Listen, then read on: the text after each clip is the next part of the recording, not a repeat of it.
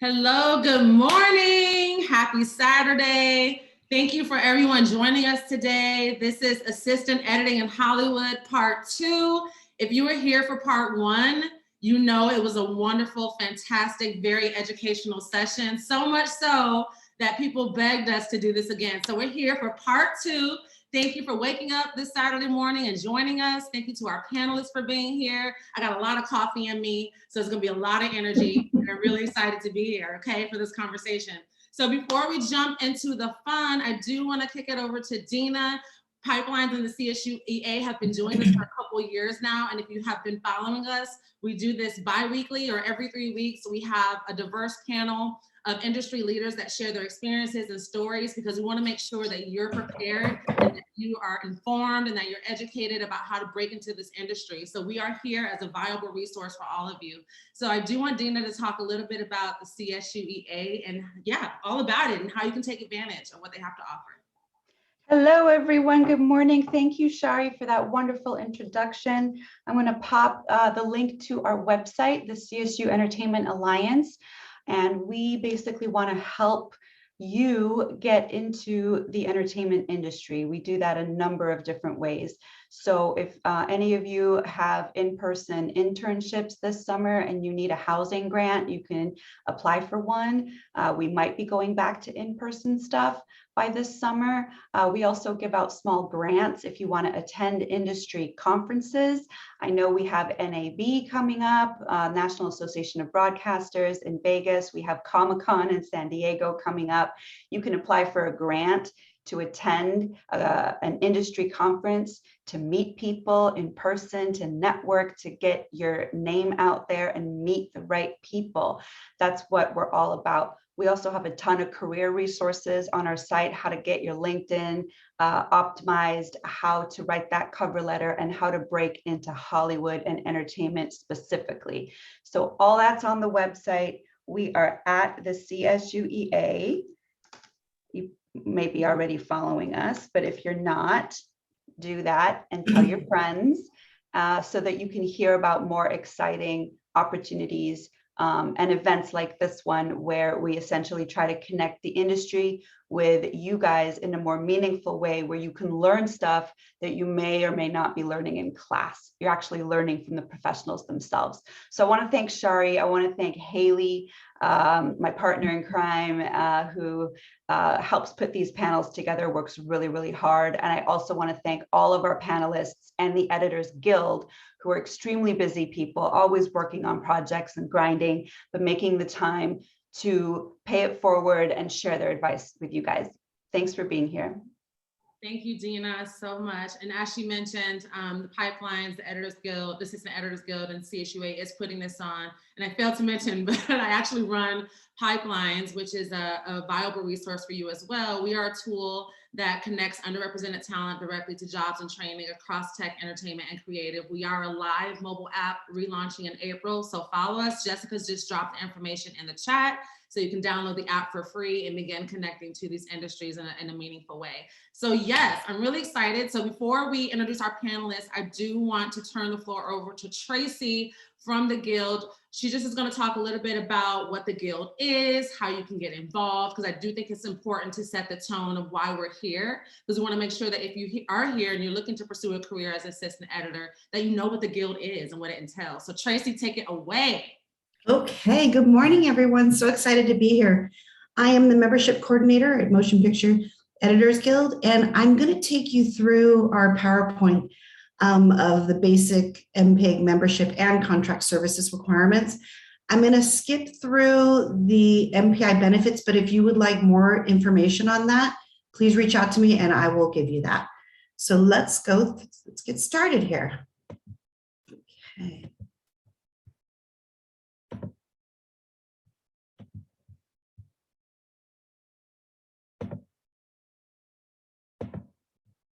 Oops, take this up, sorry. Sorry about that.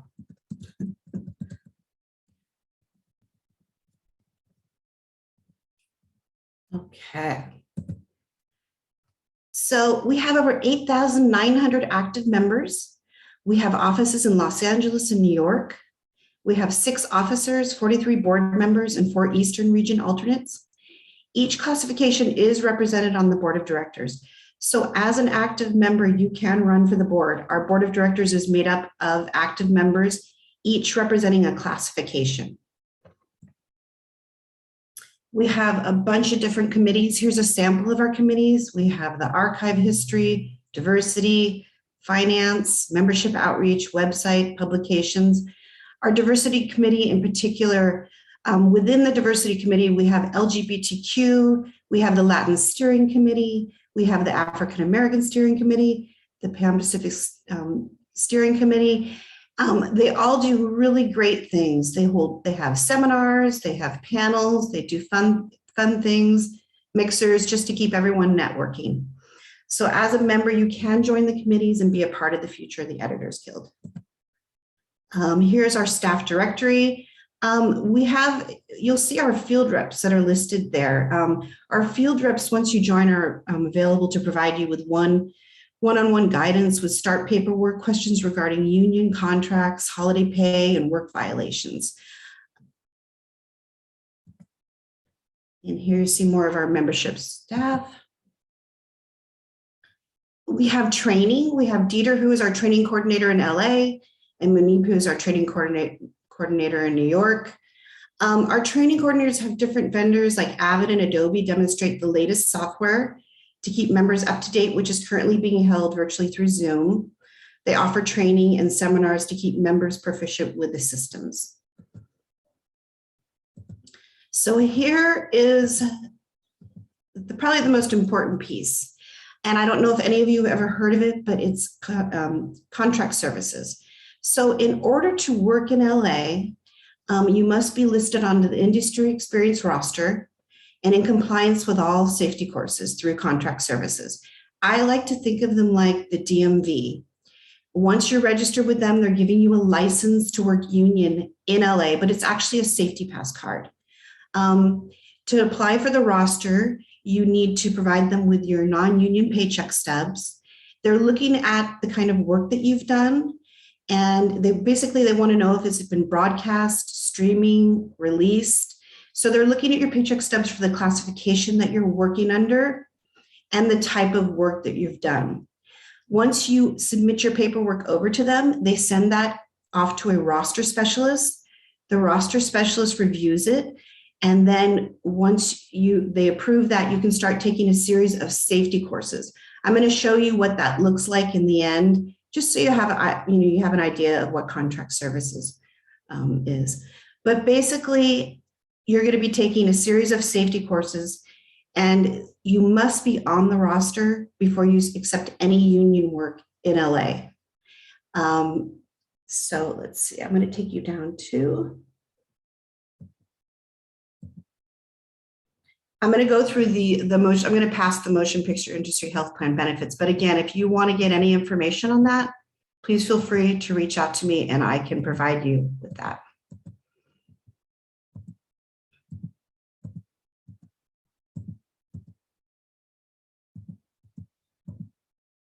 So let's get into the MPEG membership basics. When you've worked 30 union days, you are required to join the guild and pay the initiation and processing fee.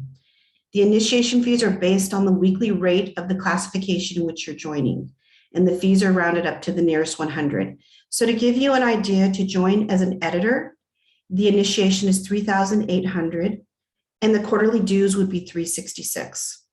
To join as an assistant editor, the initiation is $2,300, and the dues are $241. We offer payment plan when it comes to that. You can put half down, and then you have 6 months to pay the remainder of that off. We accept checks, money orders, and credit card. The quarter that you join in, the quarterly dues kick in the following quarter.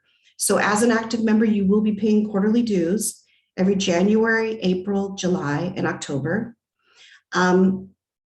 If after you've joined and you start working in a higher classification, your upgrade must be requested in writing.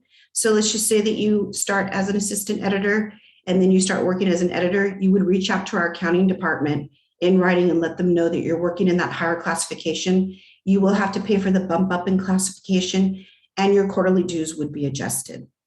Once you've joined, if for some reason you decide or you're just not working union, it's very important to put your account on honorable withdrawal, which puts your dues on a freeze. You never let your account go into where it just starts racking up the quarterly dues, which they call suspension. If you come back to the guild and you want to reinstate, the most that you would ever pay would be 4 quarters of dues plus 8 quarters of per capita. The per capita is $58. It's built into the dues. So what I wanted to do, I wanted to take you quickly over to contract services. I want to take you over to their site real quick.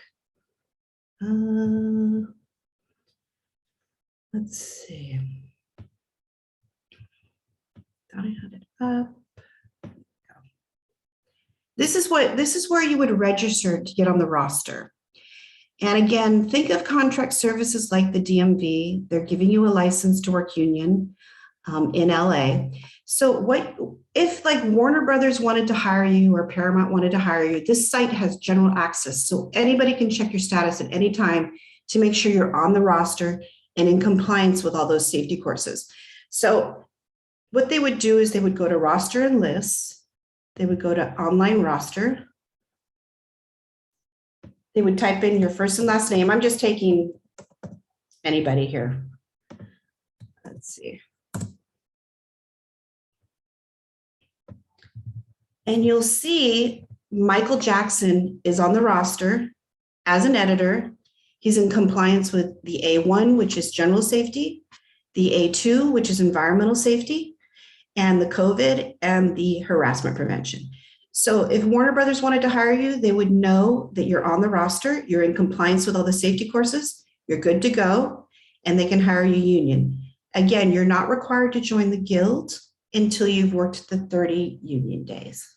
Okay, so this gives you an idea of what it looks like. When you register with them, you're going to go to the contact us. and you will go to this section. If you want to start, if you have the non-union days and you want to start applying to get on the roster, you'll go here, click here to submit a form, and you'll see this drop down right here. Oops, it says roster applications and administration. And that's how you would start that process. You would fill out their application and you would supply them with your non-union days. So to get on as assistant editor, they want to see 100 non-union days. Anything in the last 2 years they'll consider. To get on as editor, they want to see 175 non-union days, and they'll consider anything in the last 3 years. Again, this work must be broadcast, streaming, released. We do not administer the roster and its paperwork. So if you have any questions, like if the work that you're going to be doing, if you want to forecast if the work that you will be doing would get you on the roster, you can always reach out to them and they will let you know. And again, once all of your your days are approved by the roster specialist and they let you start taking a series of safety courses, you'll see this little portal sign in here, and that's where you'll take the safety courses. Okay, I just wanted to give you a little tour of contract services because I know that's what that'll be the biggest hurdle, and that's what you'll be doing first. Okay, so I'll give it back to you, Shari. Thank you, Tracy. And Tracy, if you could just drop in the chat if they have further questions about what you just presented to them, if they want to reach out because they have further questions, could you drop an email address or additional resources in the chat? So make sure you save the chat at the end of this panel because there'll be a lot of resources that the panelists and other people will be dropping in there, okay? So I just want to reiterate, if you are asking questions, we'll have a time for that at the end. I want to make sure that we get through the discussion first. So please, I beg you, do not ask questions during the discussion because I will not get to them. I'll let you know when the floor opens for questions in which you will be private messaging me directly and I will ask them for you. So there will be a time for that at the end, okay?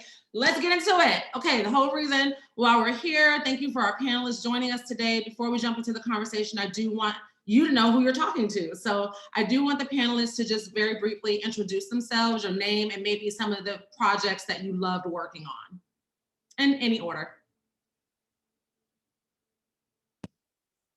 Hi, I'm Aziza Ngozi, and I love working on a movie called Sparkle.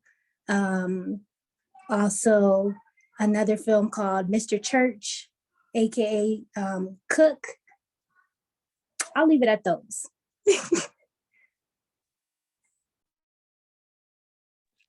Hi, I'll go next. My name is Kristin Valentine. A couple of projects I enjoyed working on were the documentary on Muhammad Ali. I learned a lot on that one. And I really enjoy Euphoria. Hi, I'm Daniel Nussbaum. I really enjoyed working on Logan. And I enjoyed working on Westworld also. And I'm working on another project right now that I'm really enjoying. So that's what I am. Thank you. Such cool projects. So this is gonna be popcorn order. So the panelists just wanna jump in if your heart leads you to answer the question. So first and foremost, I wanna talk about what is an assistant editor? What do they do? What is the difference between an assistant editor and an editor? I do think it's important that we understand the difference. So can we just talk a little bit about the responsibilities and duties of an assistant editor? I'm trying to remember who said something last time. Maybe we can spice it up and hear a little bit from Kristin about this because I think Daniel and I. Yeah, exactly. Okay. What is an assistant editor? Well, for one, it could mean a lot of different things for different projects. But overall, I think that you are the liaison between all other departments and editorial specifically. You help manage the footage, how things are organized within your Avid project, and the overall structuring of your project and the different cuts throughout the process of the filmmaking of whatever project you're on. Because that's very generic. I think that's appropriate though. That's good. So when we talk about assistant editing, and maybe each of you can answer this, I know everyone's experience is different. What's your favorite part about being an assistant editor? What's your least favorite part?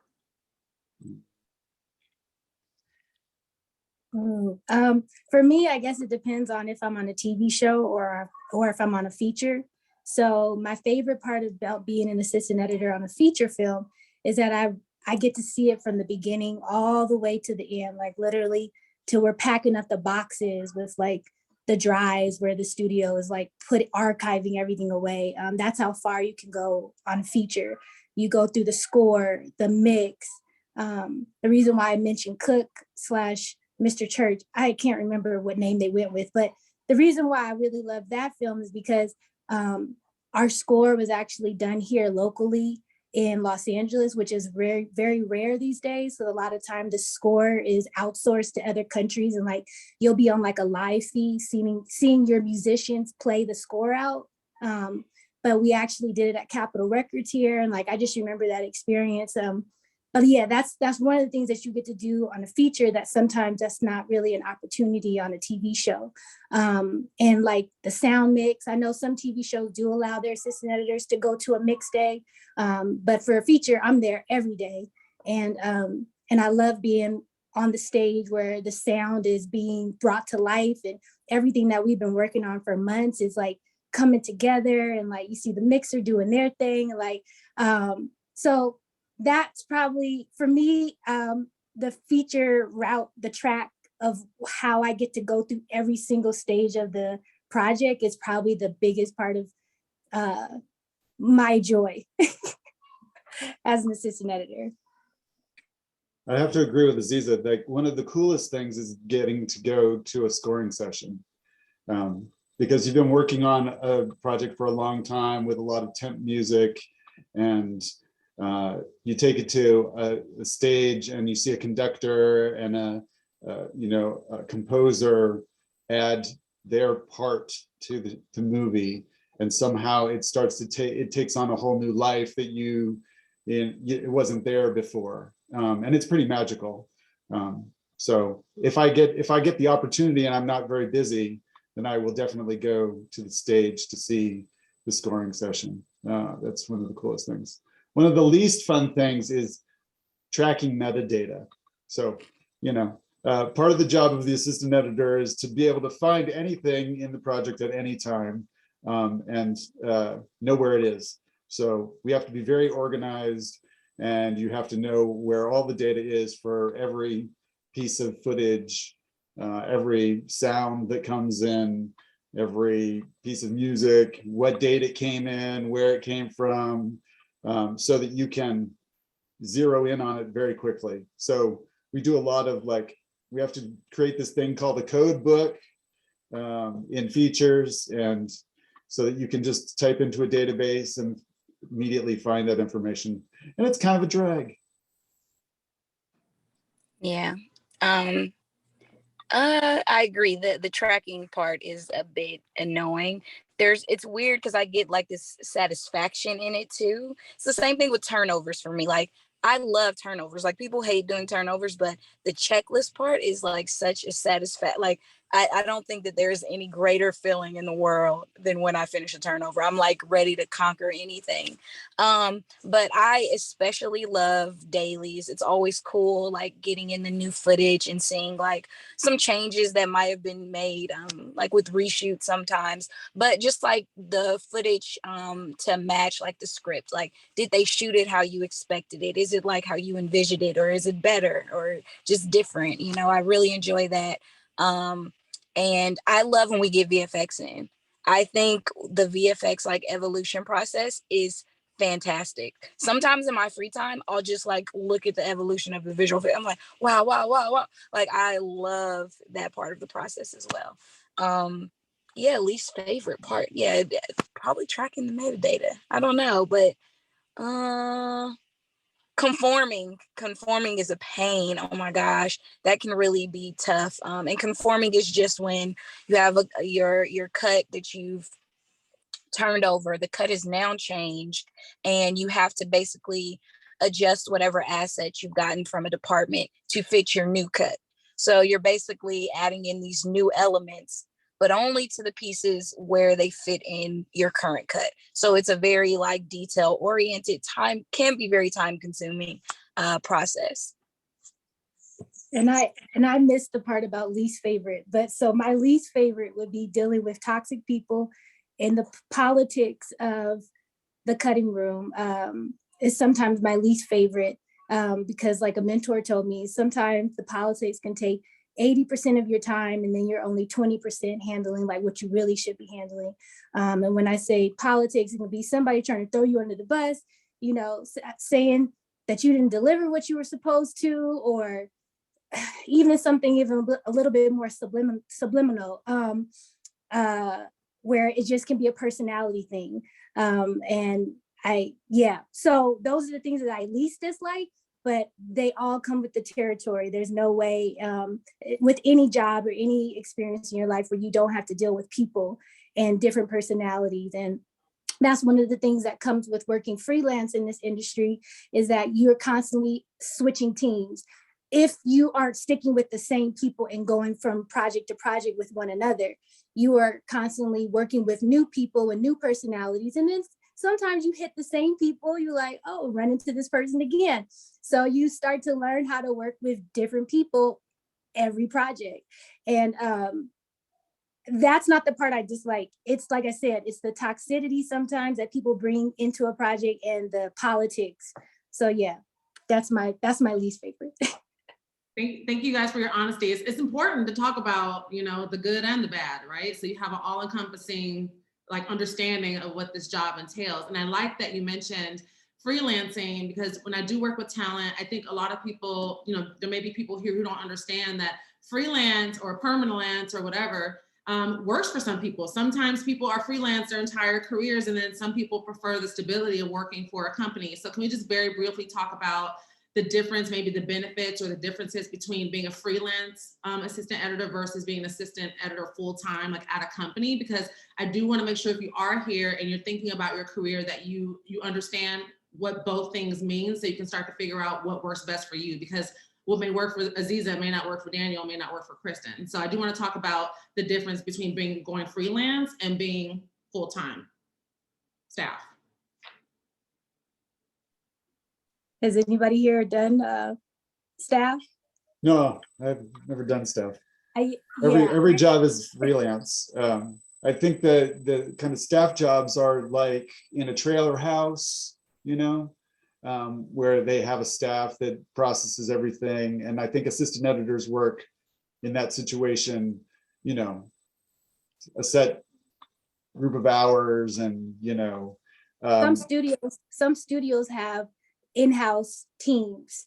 I know of people who work in the Editors Guild. We have other classifications, and there are a lot of those classifications. Like there's sound people I know that only work at one studio, and they're kind of like tied to that studio.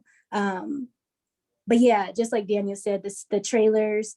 What else? I know people that work in reality. There's some people that work in reality that are staff. And they don't hop companies.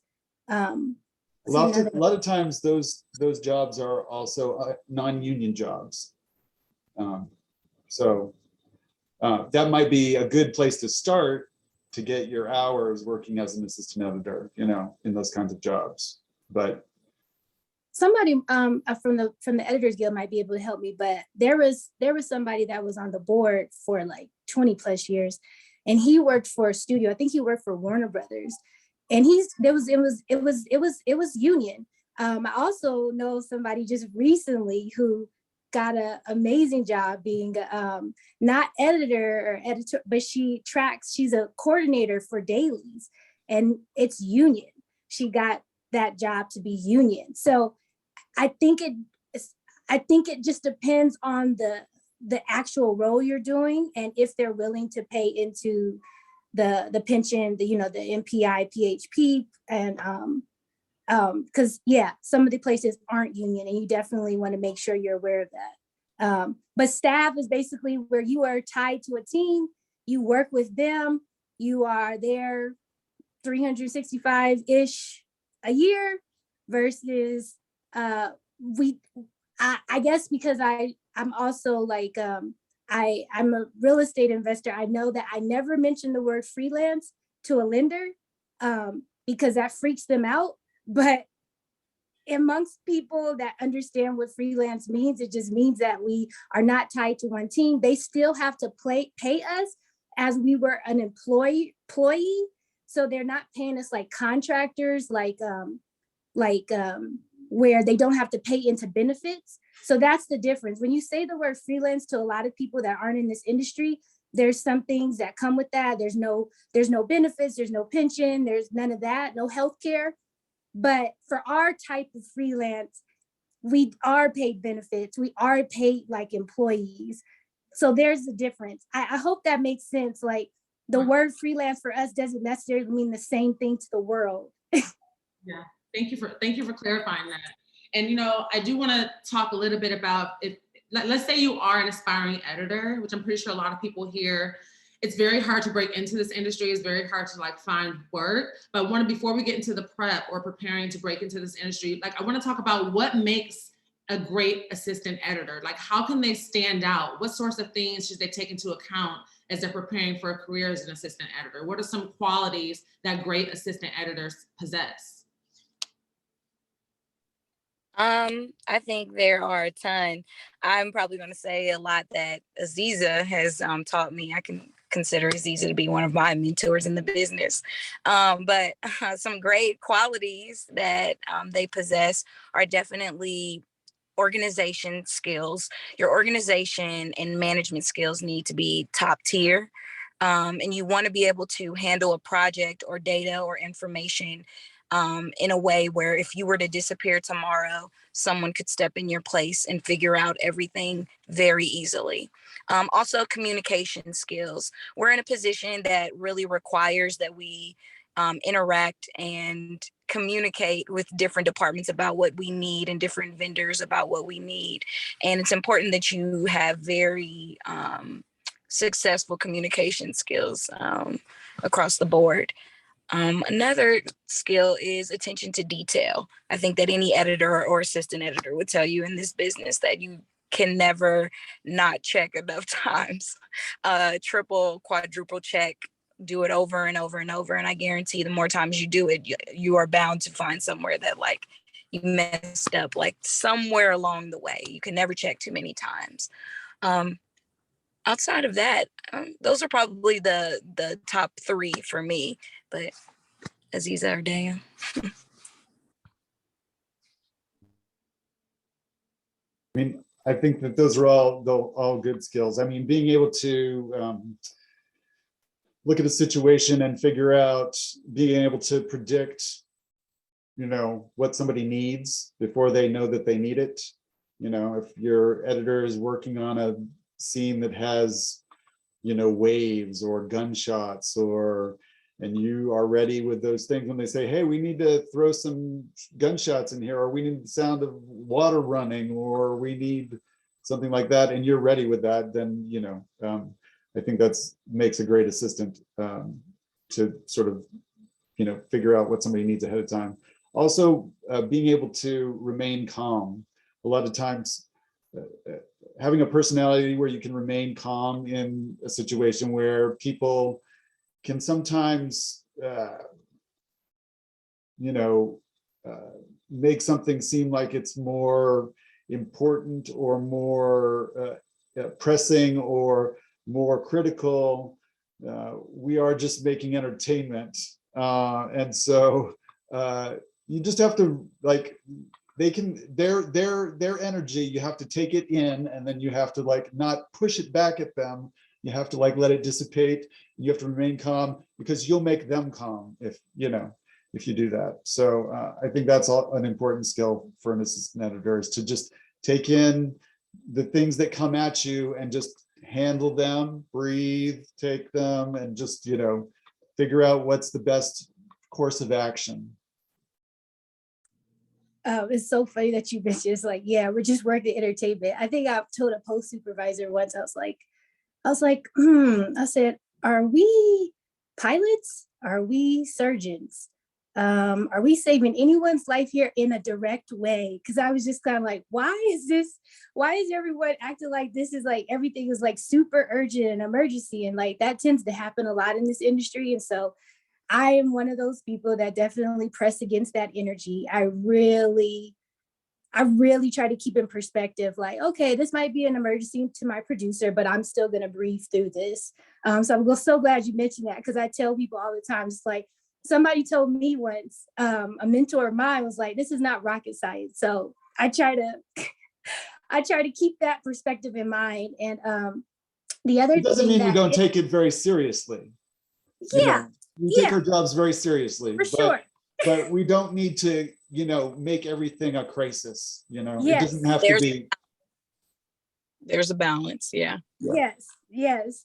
So yeah, thank you so much for mentioning that. And this is not like a mandatory thing, but I have found for me, because of the long hours, because of how much this industry can really just take, I like to be around assistant editors that are nice and kind and are mindful and conscious of other people and how their actions and what they say and how they talk to people affect other people. Like every time I'm interacting with the sound team and the music team, whoever, I always try to come with kindness and respect, and that really goes a long way. I do like when I get it back. I don't always, because other people have different things going on in their life, but it makes a big difference for me when I'm dealing with kind people and thoughtful people and considerate people, So yeah, that's important for me. And it makes people want to work with you. I think we don't talk about how important personality is in this industry. We're so like skill, experience, proficiencies, and those are all very important, but so is your personality. Like, do people enjoy working with you? Which is a segue to my next question. If you're looking for work, I'm pretty sure a lot of people on this call are thinking like, how do I find work? Like, how is it a word of mouth thing? Like, do you feel like it's a referral based system? Are there online resources? Like, is there a job board? Like, how do you find work? Because I feel like that's a big question that a lot of people are probably asking if they're looking to break into this industry. So I want to talk a little bit about that. I feel like in the beginning, it's really tough and it's very intimidating in a sense when you think about becoming freelance. But again, like your network really is everything. What I found super helpful in the beginning was attending any type of editorial or even non-editorial related events. Like I go to everything in the business. If it's a writer's event, a director's event, if I can squeeze it in, I will go to it. Just because I genuinely love the business, but I also love meeting different people and different crafts. But I found that like it also has really, really helped me when it comes to looking for jobs. And so usually when people see you, they'll ask you, oh, hey, what are you working on now? Or like, whoa, when will you next be available? And once you start that process of building your network, then you'll constantly kind of be on people's radar. But then also you want to make sure that you take the time to establish genuine relationships with people in the business, and that you take the time to maintain those relationships throughout the years. I find that even when I'm on a project, and let's say I'll be working for the next 2 years, I'll still stay in contact with the people who I have genuine relationships with. I'll still be attending new events with the guild or, directors guilds, where I'll still do all of those things the same, just to continue building my network and strengthening those relationships so that I always stay on people's radar. But in the beginning, I strongly suggest like just going to everything, like asking questions and, seeing if people are available to like, go to coffee or pick their brains, per se. But it really, really heavily relies on network. And I know people say it all the time, but it makes a huge difference. It definitely changed the complete trajectory of my career once I wasn't afraid to start going to events.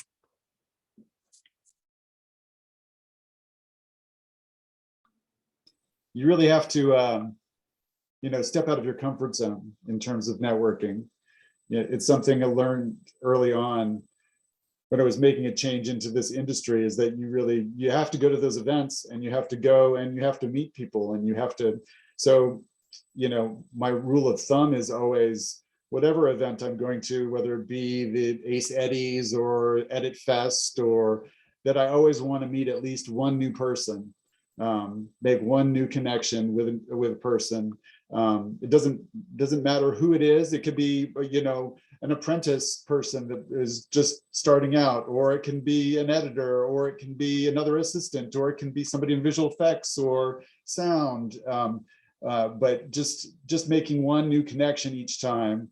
And you just have to force yourself when you're at home and you're comfortable and you're in front of the TV and there's you know, a networking event or a social event, you just have to go, yeah, I should get out and meet those people, you know, or I should go out and just participate, because that's how you're going to build your network of people that will, you know, recommend you for jobs. I mean, I know that there were people that recommended me for jobs that, you know, never worked with me, but because they had interacted with me socially and knew that I was a cool, you know, a friendly guy, you know, that they could get along with and have a discussion with about movies or television or life, that they thought, oh, well, I know he's working on, you know, he's worked on these things and, you know, he's a good guy, so I'll recommend him for this other job. You know, I mean, that's how I got the job on Westworld, you know, was just through a friend,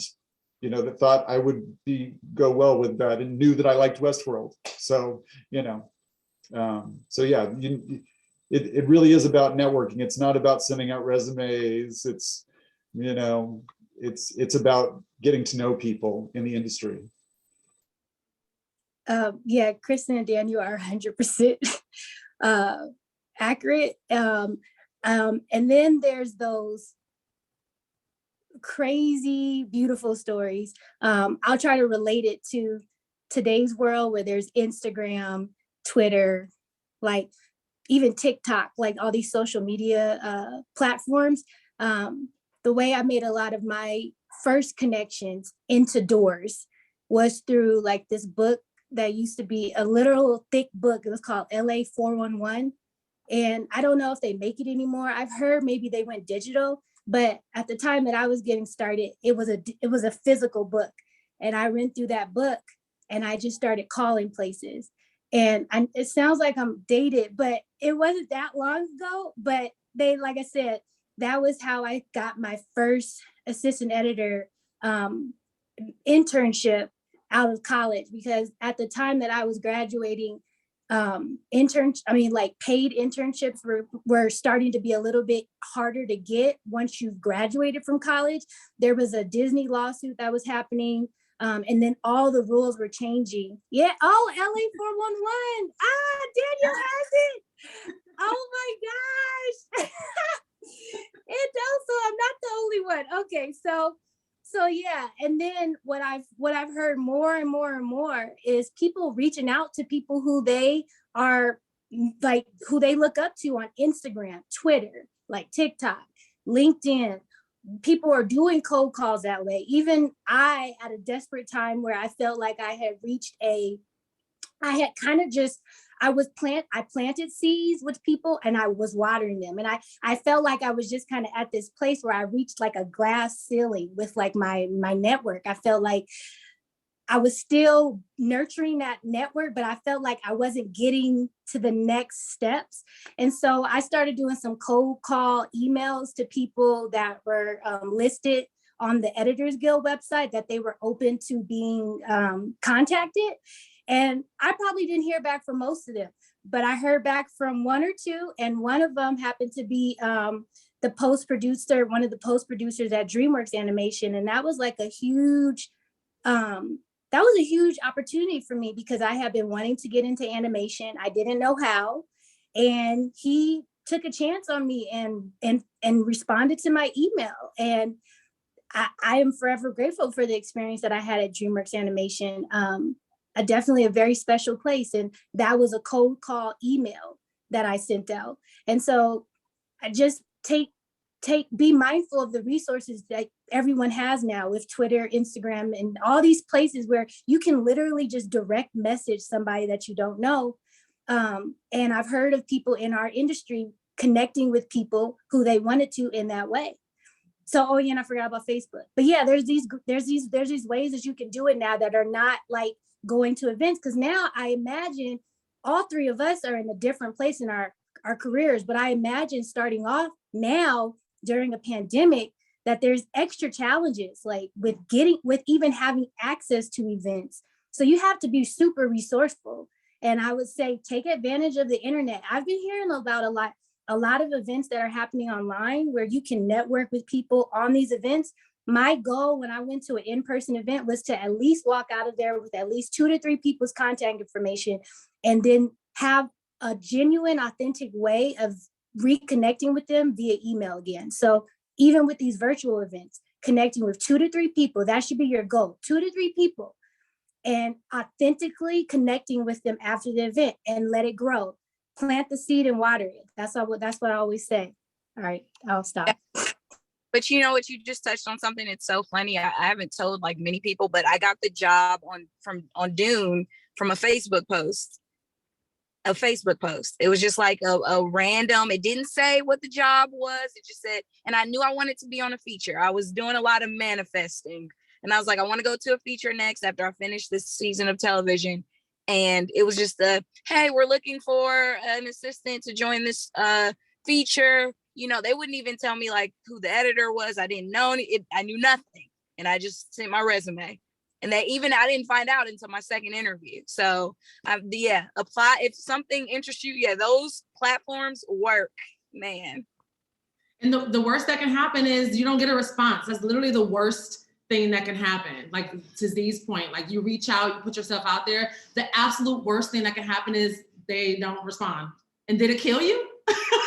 You know, I always tell people that. So this is, you know, I love this because this is not a reactive industry. It's a proactive one. Like you have to, like, I tell people all the time, closed mouths don't get fed, right? We have to put ourselves out there. It is a competitive market, but the resources are out there, but you have to go and get it. We can't sit here and just, you know, wait for things to come to us. So I love the networking piece.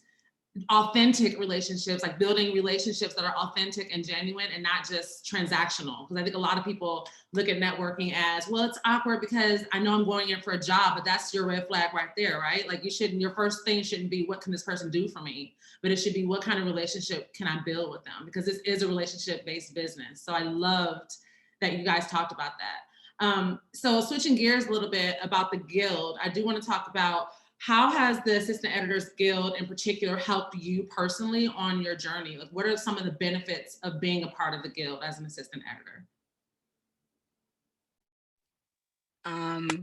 I will just say, I know a lot of people have there are a lot of different feelings about the Guild, but since I've joined, I will say that they have really protected me in certain workspaces. Aziza has been a member of the Guild for a while. And so I had the unique, you know, advantage of having access to her throughout my trajectory of my career. And I remember on my first job, you know, she explained to me why I shouldn't sign paperwork where I would be classified as a logger on my paperwork. And what that meant for the Guild. Simple things where you're just not like aware. You're just happy to be a part of a project. They give you like a rate and you're just happy to get a good credit, you know, but like access to the Guild and someone at the Guild and that information allows you to know like how you're protected in that space. So in that situation, once I found out, hey, I can't sign this paperwork as a logger, it's going to affect my pension with the Guild. Then I was able to not only increase my pay, but get the proper classification on my pay stubs and on my paperwork, which made a huge difference. I'd already had my days, but it really helps you when you're, as you are building the days, like for your pension and days for healthcare, all of that kind of stuff. It all comes in handy. But the Guild is just really, really there to help you and protect you and to make sure that you're getting a fair wage, that you are getting the breaks that you deserve and need in these spaces where everyone is very creative. Everyone loves what they do. We all want to give it 110%. Sometimes we can, but sometimes we can overwork ourselves and not protect ourselves. And the Guild is there to protect you from yourself as well. Yeah.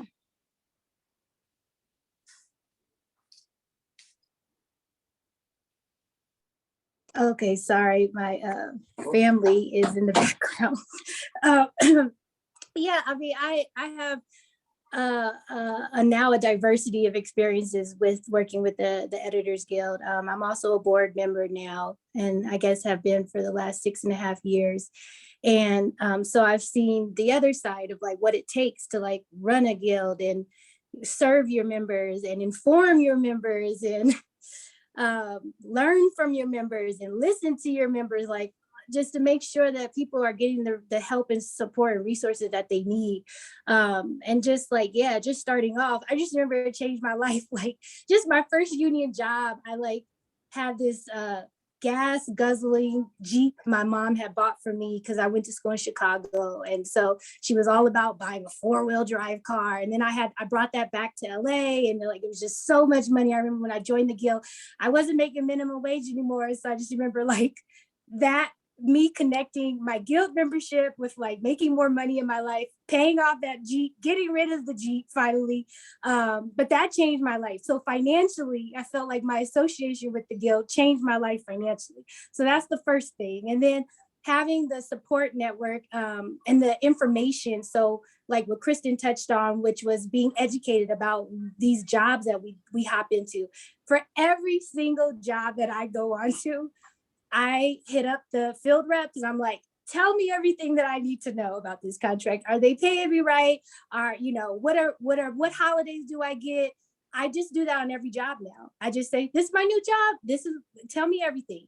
So that's the other thing. I'm always super informed. And I'm always now educating the people on my teams. Like I've had to tell some producers, actually, that's not correct. Like, and then they're like, oh, well, no, that's not true. And I'm just like, maybe you need to call the guild. Like, I mean, I don't really share with people very often that I'm on the board, because if they do slip up and I do need to say something, I'd rather it be because they didn't know I was on the board and they're just messing up, and I'd rather not, so I'm a little bit, I guess, covert sometimes, but I'm informed, and I try to make sure that I can support other people in staying informed. So that's part of what the guild has done for me is I've gotten an education on these contracts. And do I remember it all? No. So most of the time I have to hit them up again on a new show. Tell me what is this contract again? Like, what do I need to know? The other thing is a support system, like just with the community, like with other guild members. They have events. Everything's been super weird the last couple of years. But before that, I remember meeting people and, like I said, planting and watering relationships, or people I've met at like bowling events and get family gathering events. They have like this huge event, like at the Equestrian Center in Burbank or Glendale, wherever that is. There's just like numerous things. There's master classes. So master classes consist of an editor or somebody in that field. So whichever classification is leading the master class, you come in, you learn a lot, you meet other people, panels, right? Panels, workshops, even for first-time home buyers or for just finances. Man, I've participated in so many like workshops, just learning stuff. Not even specific to like editing. It's just like life stuff that we need to also acquire to even manage just your life. Like, so they're awesome because there's a group that is planning events, and it's not necessarily just for your craft, it's for life. And so it can be a wholesome experience if you take advantage of it. And then there's screenings and mixers and there's all sorts of stuff. So I think that may be my answer for now. I think Aziza pretty much covered it. There is the guild is great about especially during the pandemic. There are different. I'll bring up something. Like there was health concerns. And people not working, and so they were taking care of us, and still answering our questions and fighting for our benefits and fighting for our testing and making sure that we were all being safe. And,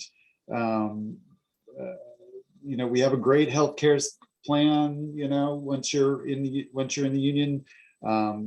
We also have, they've just started this year doing, well, maybe it's been longer than that, I'm not sure, but it's, you know, there's a job board now, and there's a peer-to-peer network. So if you're working on a project and you need to get somebody else, you can go on the job board and post something, and you can look and see who's available, and, you know, reach out to people that way and find people. And so the Guild gives us lots of ways to be connected and to be a community, and to protect ourselves from, you know, as Kristin said, protect ourselves from ourselves, because all of us work really hard, and, you know, sometimes you have to be reminded that you need to take a break, or, you know, you need to take a meal, or you need to step away from the Avid, go take a walk around the lot. But yeah, no, it's a great supportive system and community of people. And, you know, you call and they pick up the phone, you know, so it's a good group. I thought you had something to say, Z. I'm in the chat, so apologies. I'm in the chat. I'll try to remember the answer so later on. Okay, so last question, because I do want to make sure we have ample time. I'm pretty sure people have a lot of questions to ask our panelists, and I'm going to try and get through as many as possible. But last question is two-part. If we could keep it brief so we can get to the questions. What's one piece of very important advice that you would give someone who's aspiring to be an assistant editor in this business? And secondly, if there's any resources, initiatives, clubs, jobs boards, articles, any type of thing that they can tap into or take advantage of, if you could drop it in the chat for them, just so they have tangible resources to leave this conversation with, that would be great. So again, one very important piece of advice for anyone who's aspiring to be an assistant editor in this business. And then if you have any resources, clubs, chats, job boards, forums, anything that will be helpful in their career pursuits that you could drop in the chat for them, because they're going to save the chat, right? If you could drop that in the chat for them, that would be great. And then we'll get to questions. I know you said one, but there are two things. One minor thing is never be afraid to admit when you made a mistake. Please, if you make a mistake, address it early and confide in your editor. Be very direct. Don't try and cover it unless it's possible to fix without anybody know. But that's not the point. But just never be that person who makes the mistake and is not willing to say like, hey, like, my bad, this is where I messed up, or this was a mistake. I need to address this before it goes any further, just so it can be handled early. Also, the number one thing that I live by, which is very controversial, is I come first. My priority is myself when it comes to like a project, and even when it comes to like working with like great people, right? Let's say you're working with this awesome person for a while, you know, but an awesome opportunity comes up and you really, really want to take it. You know, a lot of people are like, listen, you should never leave your team. You should never do whatever. But what I found for me, and you'll find in the course of your career, is if you speak to these people that you have great relationships with about another opportunity that is potentially better and gives you, you know, something that you are not getting in another environment that they know they can't provide to you. And if you're upfront about it and you have that discussion, then 99% of the time they will give you their blessing. But I've just found that has really helped me, because it's just made me a more fulfilled creative. And it comes off as like selfish when I try to tell people that in this kind of environment, because everyone wants to be loyal to a company or to a project or loyal to something. But the cost of that, what I have found, is you lack a loyalty to yourself and your professional goals and some of your creative goals sometimes. And I think that there is a balance in that. So those would be my two things. I have to go, so I won't be able to answer questions, but I hope that, you know, my information can be shared. I am very accessible. I love when strangers email me. They ask me questions. If you see me somewhere, no, seriously, I say this all the time, but I have people that I've never met in person who text me in the middle of the night, questions, tech questions, anything. I'm very passionate about mentorship and helping people. And please take advantage of me. I'm sorry I can't give you more time. They're saying drop the email. Oh, can you guys drop? Let me see if I can. Okay, You sure about that? They want the email. Okay. listen. I know how hard it is. I want to help people if I can. Kelly says that you guys are about to be besties. They're coming for you in the LinkedIn DMs. No, but seriously, like if you I'm see not me on that social brave. media, Aziza knows me though. Aziza knows I'm serious about this. I love helping people. Like I really do. I'll help anybody anytime. And I'm sad I can't finish the discussion anymore, but best of luck to everyone. I know it'll be amazing. And Aziza and Daniel are like the masters. I don't even know why I'm here. Like this, they know everything. So Kristin, I'm taking your advice. I'm putting myself first now. I'm listening to you. No, but you guys listen, everything that I want, everything that I aspire to be, these two people, seriously, they know it all. Like you have nobody better to steer you guys or answer any of your questions. So yeah, have a great rest of your Saturdays, guys. Bye. Thank you. Bye. Cool. Okay, so Z and Daniel, one piece of advice, and then I want to have some time for questions. Again, you're gonna private message me your questions. If you don't private message me your questions, I will not get to them. This is for efficiency purposes, okay? So feel free to start private messaging me questions, and I will make sure that I can answer as many as possible. Go ahead. One piece of advice. It's hard. Just do everything with passion, Be excited about what you're doing, whatever the task is, because people can tell if you're not, and if you don't want to be there. So, do it with passion. And then what else was I supposed to say? Oh, and then I said, if you have any resources that they can tap into, then there are so many groups on Facebook, just type in assistant editors and, you'll see it'll pop up with assistant editor groups in LA, join them, there's conversations going on all the time and, job posts and, that's I don't have a specific resource, except for the union, the guild. There's lots of stuff in the guild. So resources there. So Joe says called Meta now. Facebook. That's the company as a whole, right? Did they really change the platform name too? Oh wow. I just thought that they changed their whole umbrella name. But yeah, Daniel.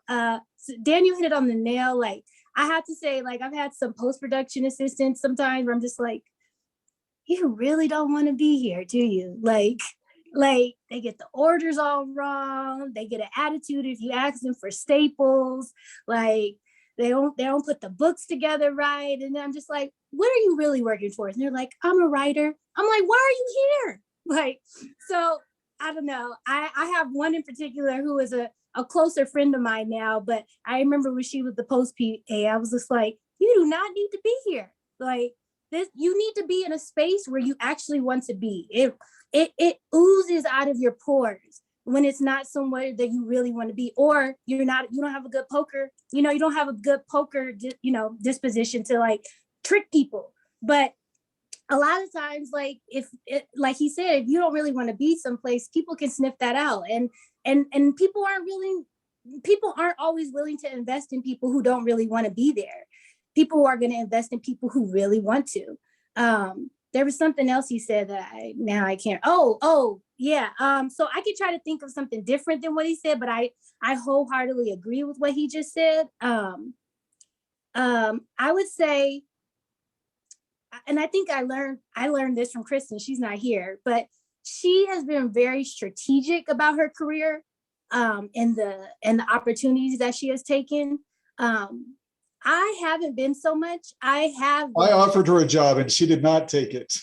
Oh, really? Yeah. So that's funny. I didn't even know that you guys knew each other. So yeah, she's been very strategic. She's always talked through with me like the pros and cons of jobs, and she's basically very like a chessboard has been playing While me, on the other end, I've worked with teams over and over again. And for me, that has been important because it's kind of like, I use Martin Scorsese a lot. You'll notice that he uses the same actors, the same editor. There's probably the same people behind the production too. Like, and for me, that's been really healthy for me and comforting for me. So this is where like my decisions have been different from Kristin. I have worked with people over and over again because of how they treat me and how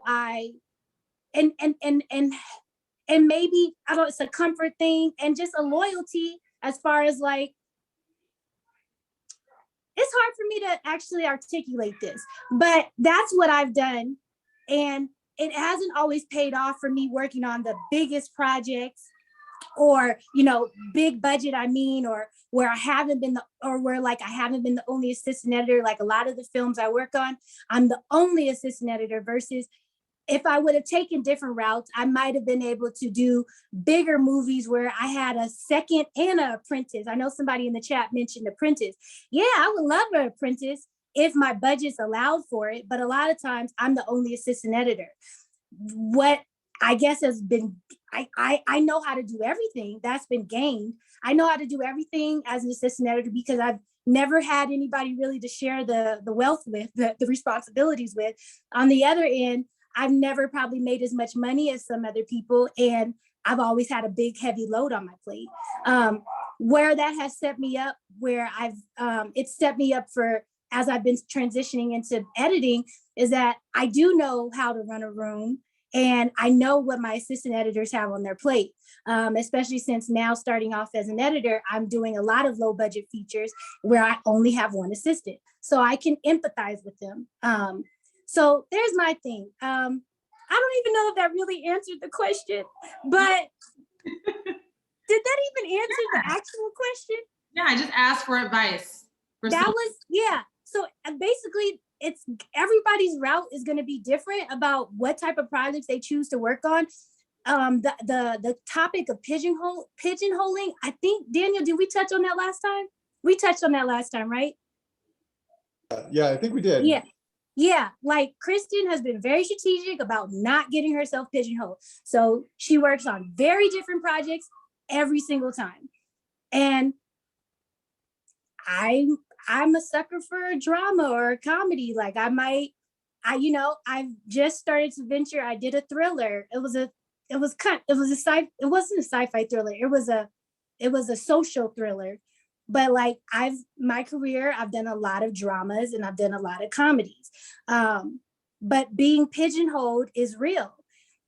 I think it's something to be mindful about. So just as you play you can play your career like a chessboard and just strategically make moves, or, like me, it's different ways of doing it. So there's my one piece of advice. Sorry it took so long, but I was having a hard time articulating it.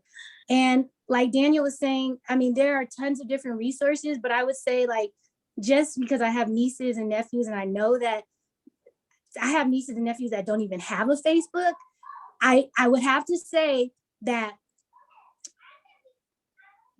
might not be the wisest decision at this point, because there's still people like me, like Daniel, that are on Facebook, and we are the ones now that are starting to hire.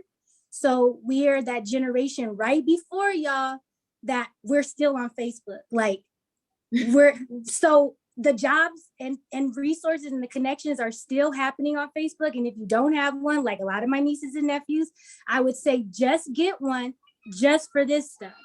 And I do think that there is also a lot happening on podcasts, like where you can learn a whole bunch. If you're like on one of those podcasts, like apps, you can search editing, or cut, like stuff like that. And there's a whole bunch of podcasts that will come up. Yeah, the Avid podcast, Matt Fury's Avid podcast. He's always talking to assistant, like he's doing a series on assistant editors right now. What's it called? Say it again.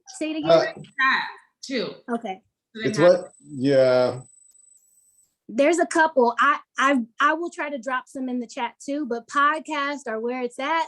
You can listen to them in the car, on the toilet, wherever. Like, so podcasts are a big one. Facebook/Meta.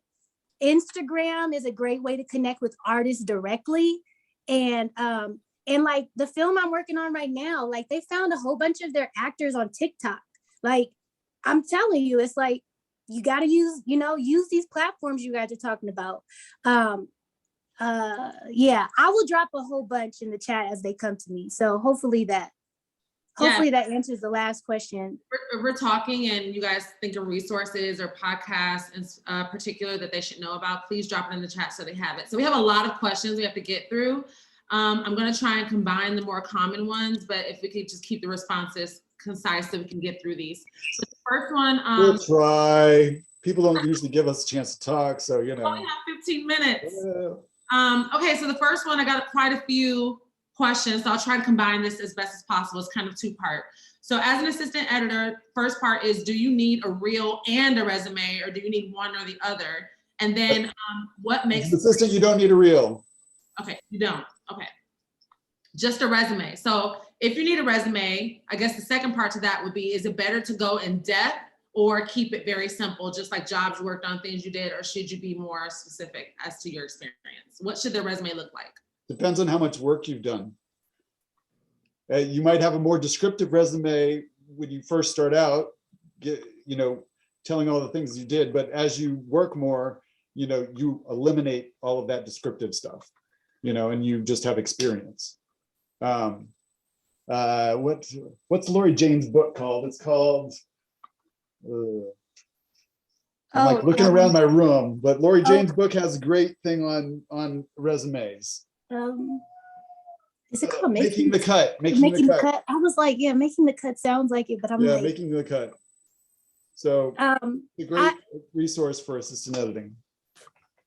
And I think my new, this is my new advice. You should go on agent websites that represent editors, and you can look at the resumes and see how they are set up. You can see how editor resumes are set up, and that can also help you just see how the jobs are structured, see what's important on them. That's another resource. So you can look up agencies that represent editors, and some of them have assistant editors on their rosters, but that's a source. Okay, next question. Are most assistant editors required to live either in New York or LA? And also, is most of the work remote now? If you want to get into the business, you need to move to LA. You need to move to an area where they're doing filming. There's a lot of stuff being done in Atlanta. There's a lot of stuff being done in New York. New York's a very small pool. It's very, and it's very specific projects. There's stuff being done in DC, but if you really want to get into the industry, you need to be here. And then once you have a career, then you can go somewhere else. Everything is not being done remotely right now. I'm working in the cutting room. There is a lot of remote stuff being done, but there's also, and a lot of that is being driven by people wanting to stay at work from home. So yeah, No, go ahead, Daniel. You're gonna say it depends, and then what? Just it depends on the type of project you're making, and the studio that's making it, and the budget, and by working at home, inevitably, you end up supporting the project with your own resources, as opposed to the studio or the thing providing those tools for you to work with. So this is complex because I don't know exactly where everybody is in their lives and what their goals are. My goal is to work from home for as long as I can, and have even moved away from the city during this time period. But Daniel does have a point that it can be far more challenging to work away from Los Angeles, unless, like, for instance, like a mentor of mine, like his whole team was in North Carolina. Man, I can't even think of the show right now, but one of the assistant editors, like her parents ended up buying a house out there because they just keep bringing the team back out to North Carolina. So they're not even in Los Angeles. And then we now, for the Editors Guild, we now have a rep in Atlanta. I mean, there's so much work that's starting to boom down there that I've people that I have been mentoring new people down in Atlanta. I'm like, if you're trying to get in, like, Atlanta is a great place to be because they don't really have qualified people down there. They're having to bring a lot of the editorial crews to Atlanta. So Atlanta could be a good spot, like, to position yourself. I know there's that's some big studios down there, so yeah, definitely. Yeah. So there's a lot of, and they go there for the tax credits. Like, even if the studio isn't there, there's a lot of productions I've worked on where I got the gosh darn cicadas in the sound because they shot down in Atlanta, where the cicadas are very active at certain parts of the year. But yeah, but he's right that, and there's like a lot happening in, oh man. You have to be able to network with the people that are here in LA, I guess, is what maybe that's more specific, is you have to be able to network with the people that are here, hearing about the jobs, where the jobs are starting, in order to, so if you live in one of those places like Atlanta or New York, you need to network. Vancouver, a lot of work happens there too. Yeah, but that's out of the country. That's Oh, sorry.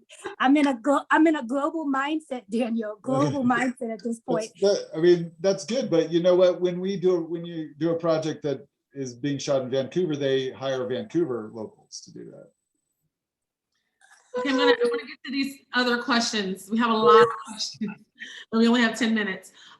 So I have a few people ask. We only have 10 minutes because the time in the Zoom is limited? Just because we've been on for an hour and a half, we want to be respectful of people's time. The flyer says. Okay, is that for me? Because I'll stay on and answer questions. We'll stay. We're staying today. I can't stay past 12:30, so we're gonna have okay. All right, now we know. All right, 10 minutes. Let's go. I can hang. I'll be okay if you need to go, Shari. They said they can stay. So if you can stay past 12:30, well, I guess we can leave it open, Dina.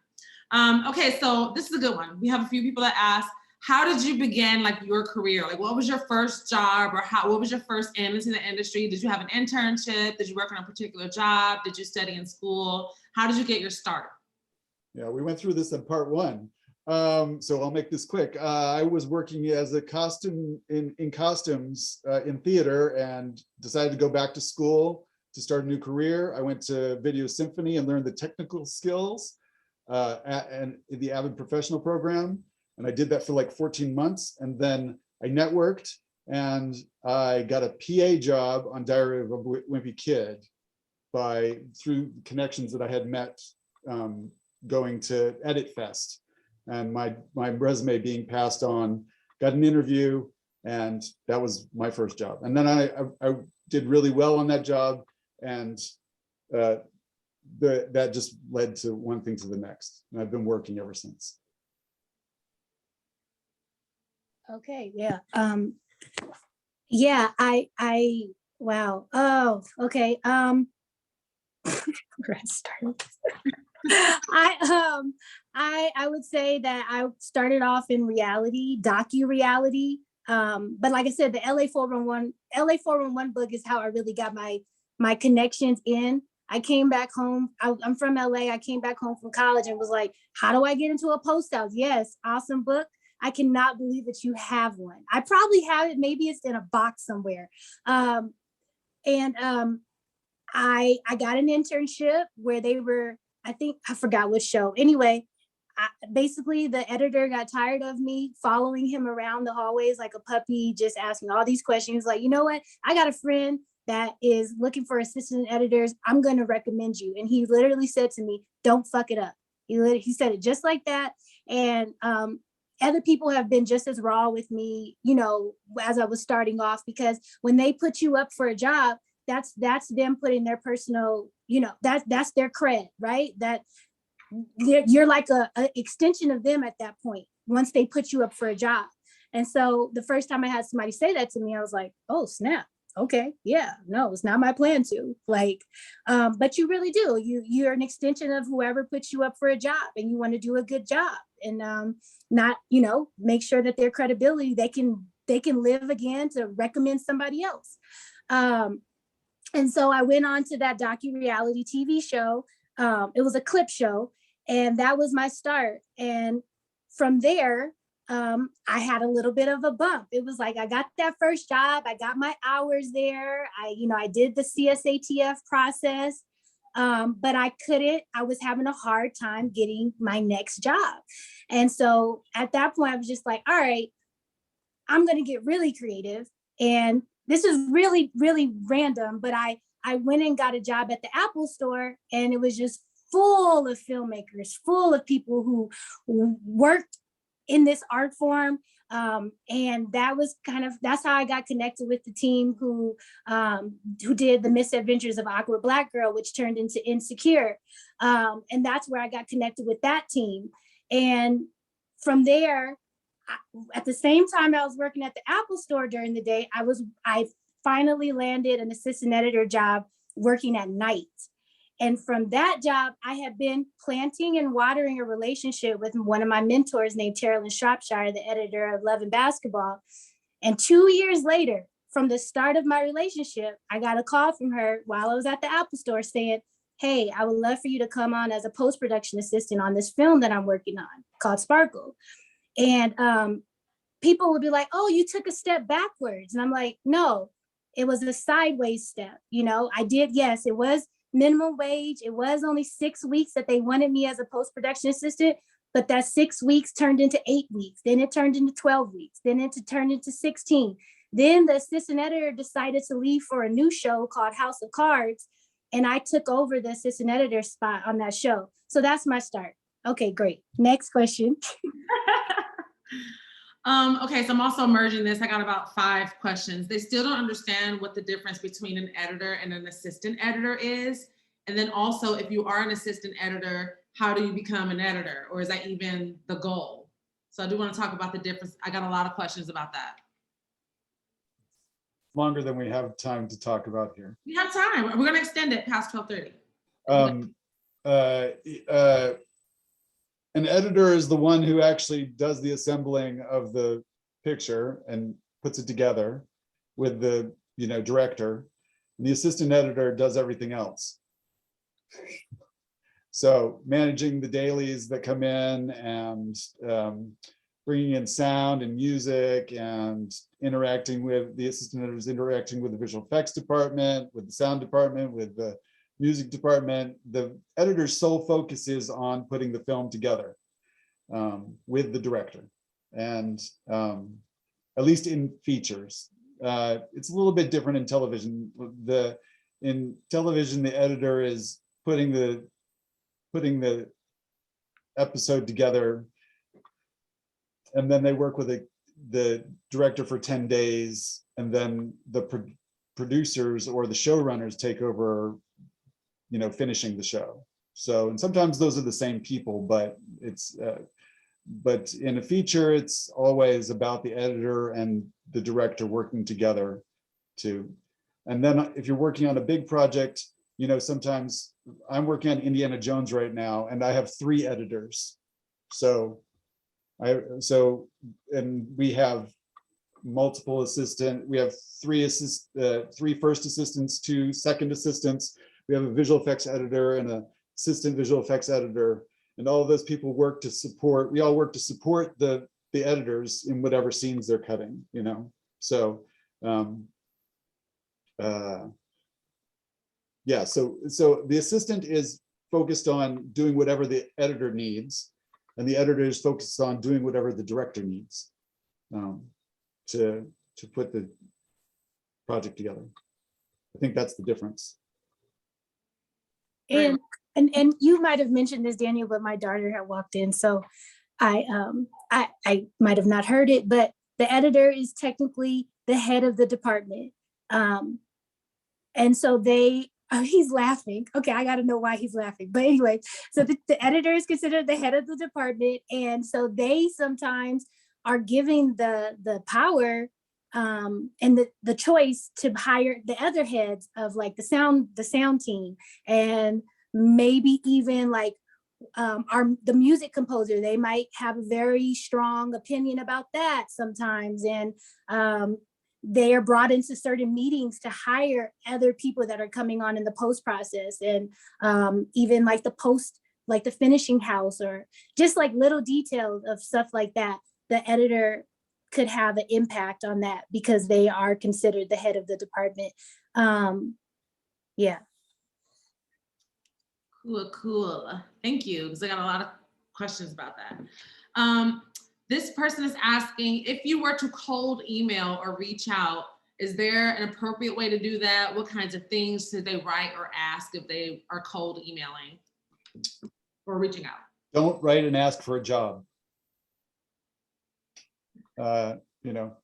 Reach out with an honest question, or, an authentic, thing. If you look at my IMDb and you see a project that I worked on and you have a question about that, you can reach out and ask me about it, or you can, strike up a conversation with me, as long as it's honest. But don't ask me for a job. I can't give you a job. But if you want to build a relationship with me, a mentorship relationship, and you want advice, and you want to reach out to me along your journey, I'm more than happy to, respond, in that way. And so, but yeah, I mean, with things like Instagram, and, you can cyber stalk me and find out about my life, and, maybe they see things that you're like, oh, well, he likes Disneyland, so, or he likes to drink beer, so I like to drink beer, we should be friends. But, be authentic, if you, but I can't give you a job, so don't ask me for a job. But I might be able to help you along the way. I might be able to give you advice as to where to look, or, tell you to go to ACE, to the ACE Edit Fest and meet people and listen to panels and listen to people that inspire you, and, reach out and talk to them in a, in a way that, is authentic. Don't blow smoke up my skirt, just be a real person, because those are the people that we want to recommend to other people for jobs, is people that are honest, and, don't be afraid to be a nerd if you like nerdy things, if you like Star Wars and you want to talk about Star Wars or Marvel, or you really like a good mystery movie, or you like to watch Downton Abbey, or, I don't know. So there's all kinds of things, but be authentic. Yeah, the way I even got connected to my mentor, Carolyn Shropshire, is one time there was a panel at USC where Gina Prince Bythewood, the director of Love and Basketball, Beyond the Lights, Old Guard at this point, she was speaking on a panel, and I went to that panel, and at the end I walked up to Gina and I said, "Hi, nice to meet you." I was like, "I don't want to be a director, but I really would love to meet your editor." And then she brought her assistant over, who was Lena Waithe at the time. And Lena Waithe connected me with Carolyn, and the rest is history. And so sometimes it might not be directly the person that you're trying to connect with, but people are connected. And it wasn't any sweat off of Gina's back to connect me with Carolyn, because it wasn't her time. She was like, "Yeah, for sure, I could definitely get you connected." And so sometimes it's through other people that you connect with the people that you want to. Sorry, I don't know. No, I'm sorry, guys. absolutely. I'm a little You connect scatterbrained. people through other people. That is so true. It's just a snowball effect. Yeah. So I know Shari has a hard stop at 12:30. I want to thank her so much. She's gonna pass it over to me and sign off. Thank you, Shari. Thank Hey, Shari. And then I'll hang out. Don't you worry, guys. We'll get all your questions answered. Thank you, everyone, for being here. Also, feel free to hit me up on LinkedIn as well. Download Pipelines. Have a great weekend. Bye, ladies. And the other thing that Daniel was saying too, like for me, I had an interview recently with Disney Animation, and I looked up, it's always great to know who you're going to be interviewing with and beforehand, so you can look them up. And so I looked up all of the people that were going to be on the call, the Zoom chat, and I researched them and found out one of them was coming from like a mathematician background, which is also where Kristin's coming from, super random. But my dad was a mathematician. And so during the interview, I just dropped that. They asked me, oh, well, tell us a little bit about you. And so in that, I was able to organically mention, oh yeah, my dad was a math teacher, blah, blah, blah. And I was like, and I noticed that you also have that background, so-and-so, and it's like making those connections. Like, it wasn't even that it was a direct connection to me and something that I liked, but my dad also was in math and he came from math and now he's a head at Disney Animation. Like, it was just great. And so making those connections, however you can make them, brings you closer to people, but yeah, that's just random. It totally does. Yeah, sometimes it really is. I do the same thing. When I did that first job for Diary of a Wimpy Kid, I researched the people that I was going to be interviewing with, on IMDb, and I bought the book I bought the Diary of a Wimpy Kid book and read it before I went to I had a couple days before the interview. I read the book, so I knew what it was about, and before I even went in the door, and so yeah, be prepared. Any way you can be prepared, research, Yeah, super, right. And like I said, I've made the transition to editor at this point, but my current assistant editor, she found the script from like a table read and like read the script before we interviewed. And like, I don't know, it's just stuff like that. She like went the extra mile. Like, even her cover letter, let's just go back to her cover letter. She connected herself to the project, which is sometimes I'll say, like was already mentioned, like with Dune for Kristin, half the time, sometimes you might not even know what the job is, especially Marvel projects. They don't even disclose what you're going to be on. There are top secret projects like that. But if you do have the opportunity to know what you're going to go work, what you're applying to work on, research it. It goes a long way. Like, when people know that you've actually put in the time to like go the extra mile, because everybody else's cover letter is just going to say, I'm good at Avid, I know how to organize stuff, I'm a great communicator. But if you actually mention what connects you to the project and why it resonates with you, that can really set you apart. So that's for cover letters. Yeah, I've been collecting Flash comics since I was 18, or, and you're applying for the Flash movie, or you want to work on some Marvel thing. I've been a fan. I've gone to 20 Comic-Cons, or, bring your knowledge and your passion. I had a question. You guys, if you want to ask a question, raise your hand, or you can unmute yourself and I can spotlight you. But if you want to ask a question on camera, please feel free to. I had a question going to, real quick before we take Denise's question, about agents. Do both of you have agents? I currently do. It's a new manifestation. Like I said, I've been making the transition to editor in the last 2 years. So I was fortunate. I don't know if I shout out somebody, but somebody special person. Susie is on here. She was on here at some point. We are connected in different. Hi, Susie. And she was mentoring me in my transition, and through knowing her and her knowing what my goals were, she connected me with someone else who then connected me with my current agents. And it was really a great match for me. They really they really, just as an African-American woman, I needed to know that somebody was going to take me on who understood some of the challenges that I had as a woman, as an African-American, a mother. I'm a mother too. Like there's discrimination that happens with that, with people thinking that you can't handle a job because you're a parent. And then you have another life that's dependent upon you. So some people don't want to hire you when you have a child, which is totally not cool. And I'm here as one of those people to break those generalizations that are made about parents, because we kick butt. Everybody has a parent, somebody came from somewhere. We all know that, it is possible to still work and be a parent. And so that's something that I'm continuing to break in this industry. But yeah, sorry for the tangent. It's an important tangent, but yes. I think it's an important one. We might have some parents on this call. We have a lot of non-traditional students, by the way. Okay. So people coming back to school. So I do think that that's any kind of discrimination is relevant.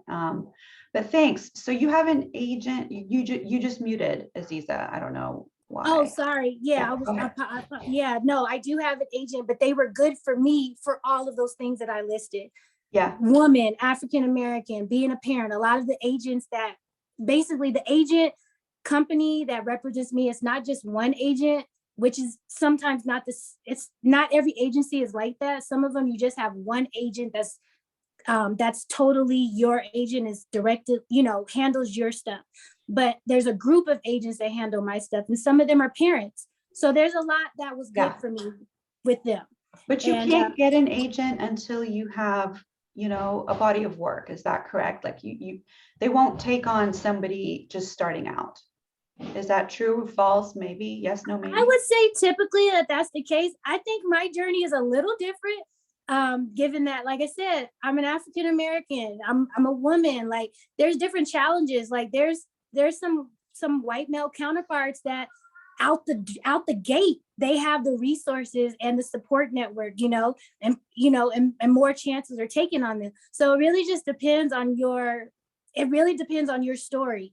There are people that are like, how are they editing? They never even been an assistant editor. And like, they were totally supported and had, there's nepotism, there's sexism, there's a whole bunch of stuff that goes into life and this industry that can play a role in when you get an agent and when an agent takes a chance on you. Because there are a lot of agents that are looking for people who are coming from reality and like trying to get their first scripted, but some agents won't take on anybody that's trying to make that transition. It really depends. And so most of the time what they'll say is, yeah, they're looking for you to have a huge cred list, working with big names. I've gotten that before, them wanting big projects on your resume. Well, how about if you didn't work on big projects, but you've been an assistant editor for 20 years? Like sometimes it just takes one show, just one big breaking show. And then all of a sudden, yeah, the agents are looking for you. And other people, like you're up for an award, an Eddie nomination or an Academy Award from being a part of something, and then the agents come flocking. It really, like that's if you guys have heard of Joy McMillan for Moonlight, that people were knocking down her door at the point that Moonlight won the Academy Award. So Daniel, real quick, do you have a take on agents? I don't have an agent. Assistant editors don't need agents. Okay. Yeah.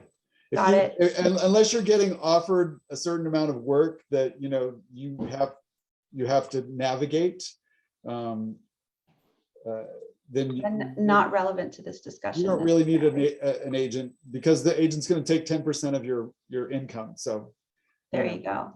Or any job that they get you, basically. So okay, I can get my own jobs. Right. I have 3 people with their hands up: Denise, Rachel, and Samara. Denise, do you want to go first? Go ahead. Thank you. Yeah. And let me know if the question is not appropriate, but my question is just, what are other jobs that I can get into the documentary and reality TV space if I'm not able to get an assistant editor position, just to be around the spaces? Oh, runner. There's the runner role. And then there's the production assistant, which is also called PA a lot of times.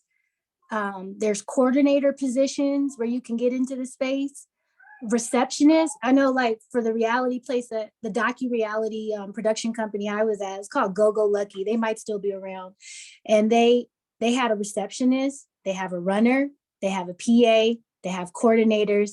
You know, there's assistants to the, you know, the like the VPs and things like that. Like there's a lot of different positions that you can capitalize on and get yourself in the door.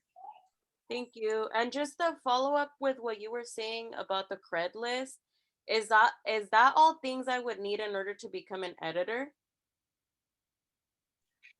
I feel like the answer about coming an editor is so complex, it's so complicated. I feel like everyone's story is just so different and everybody gets their different ways. You're specifically talking about for an agent? No, I think just in general, like if my goal is to be an editor and not an assistant editor, would I have to be an assistant editor first?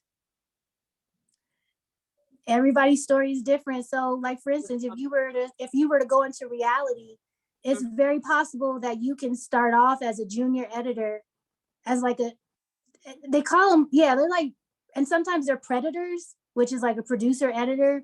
You can start off as a trailer house. Like I know some people who have gone in, like they've been like a production coordinator, like a post coordinator, and then they've jumped right into the editor seat. I mean, honestly, there are those magical, whimsical, oh my gosh, I cannot believe that you were able to jump those steps and go directly into editing.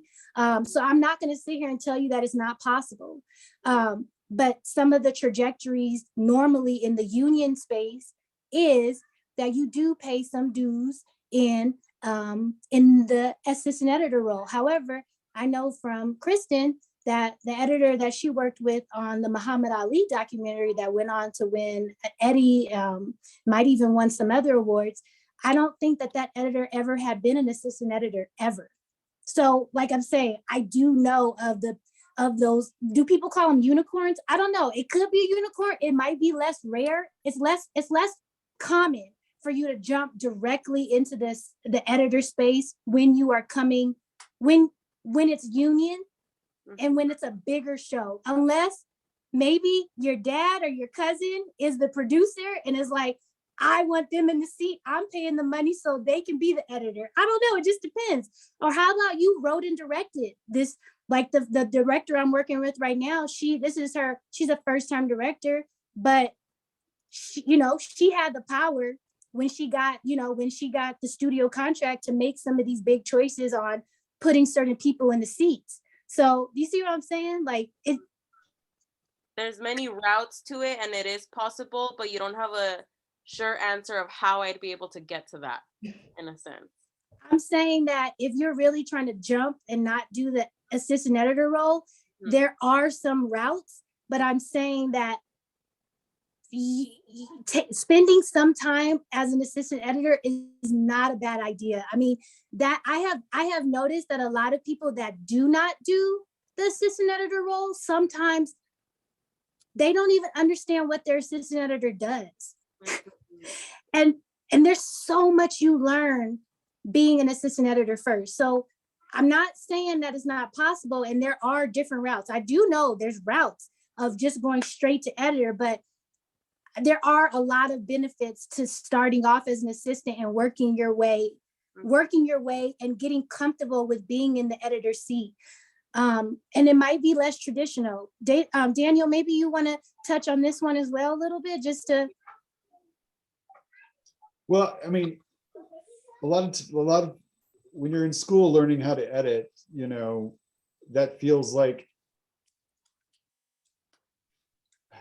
it's a very exciting thing to be the person in the chair and doing that. And you're working in a very sheltered kind of community and small place, and there's no pressure and there's no deadlines and there's no, I mean, yes, you might have to turn in a cut by something or other, but it's not like being out in the industry.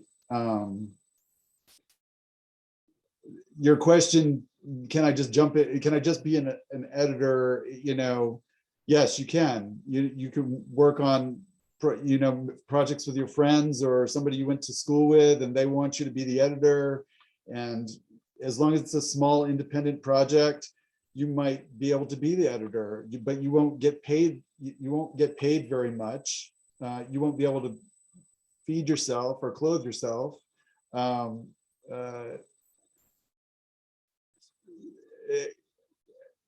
It just, Oh, yeah, I know another space where a lot of people go directly into the editing chair, which is in the commercial like commercial editing world. So there's a lot of people I'm mentoring right now. They're coming from the commercial space.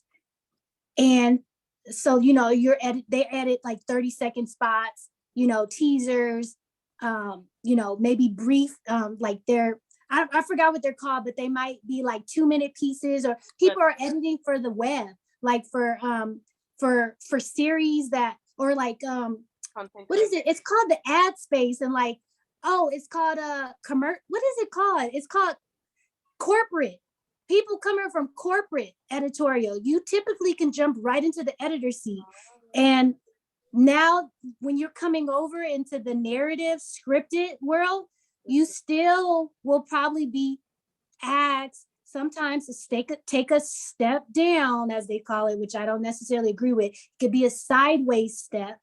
And then from there, you prove yourself, as they call it, and then you can get back up into the editor chair where you might feel more comfortable. Because I was just talking to somebody else, they had never been an assistant editor before and didn't have the skill set, and they weren't a good assistant editor, They were an editor for over 15 years. And so I'm just saying, like, that, what I guess why we're struggling with this question is because it is possible. It just depends what medium you're trying to be in. Documentary, but I think that makes so much sense. Corporate editorial, commercial editing. I didn't think of that, and I do feel like I'd be good with that. So thank you so much. Oh, and Denise, I'm so sorry, I forgot the documentary part.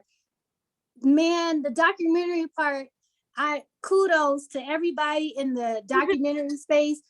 I think that it is much more realistic for people to hop right into the editor chair in documentary world. Why? Because it's so hard and not as many people want to do it all the time.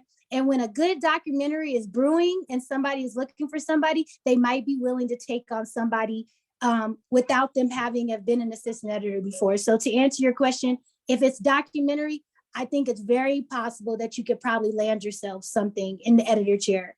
Because a lot of times, if they can't pay you, if it's not like a big budget, like how Kristin was on the Muhammad Ali documentary, if it's not big budget, sometimes they can't even pay you. So if they can't pay you and you're willing to cut this doc for them, they might take a chance with somebody that doesn't have a cred list.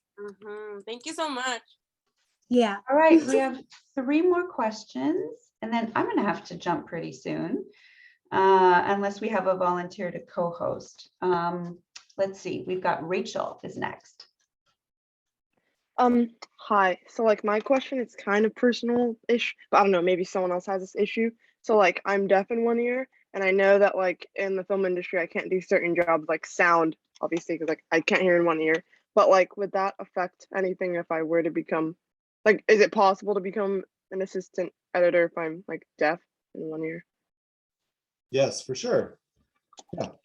I mean, you might want to focus more on a visual aspect of editing. So you might seek a path towards visual effects,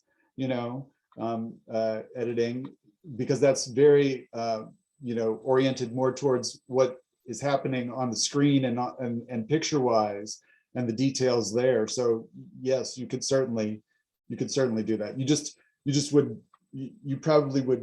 That would probably be your path in, would be looking for assistant visual effects editor kind of jobs, and letting people know that you can only hear through one ear. So you can still find sounds. You would still be able to do that part, but you wouldn't want to do any kind of QC thing where you're listening to, where your job would need to be QCing something to make sure that it was coming out of both speakers or something like that, or that it was mixed properly. That's a limitation, and so you just go in a different direction, that focuses more on the visuals. There's plenty of jobs in that area.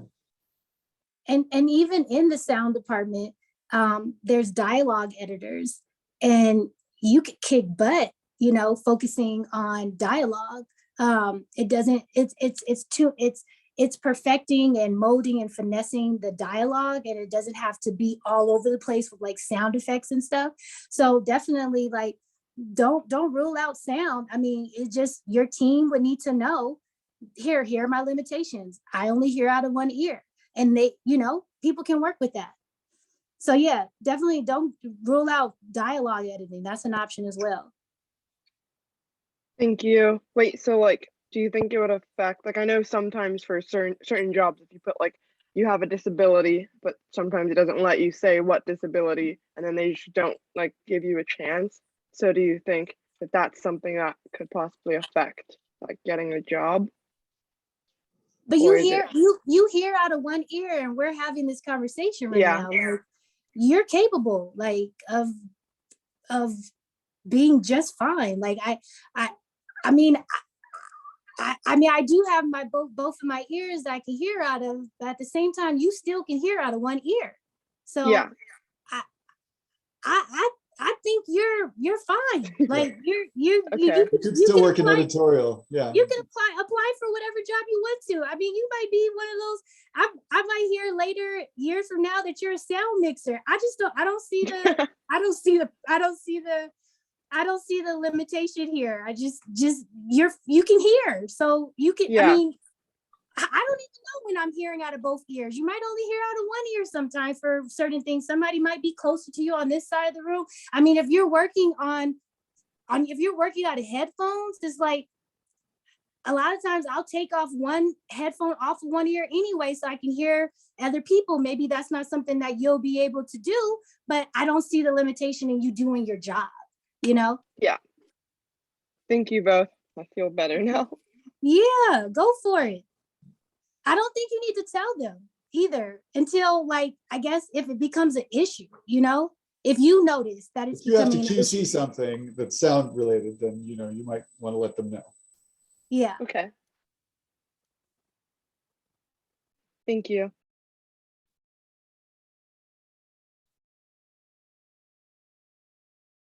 Oh, did she leave? Are we on our own? I'm here stepping in for Dina, so you're good. Do you need facilitation for questions? I see Samara has a hand up still. Oh, yeah. Whoever is jumping in, feel free. Go ahead, Samara. Okay. You guys can hear me, right? Yes. Okay. I was just curious of what a typical work day or work hour, a day of work hours are, and or if there is a typical one. And by joining the union, do they have a certain limit of work hours? Because I just watched the documentary Who Needs Sleep, and it was like based on, like they're fighting, people who are actually like in the union are fighting for 12 on, 12 off, and basically because they need to go home safely to their family and not get in these car accidents because they're sleep deprived.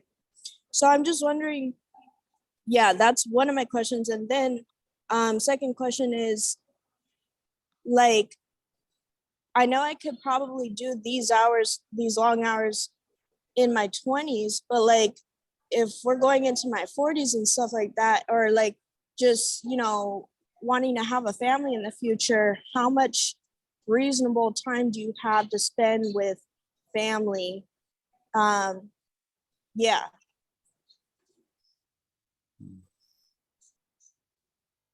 It's pretty challenging, the work hours. It's a tough industry for that. A lot of the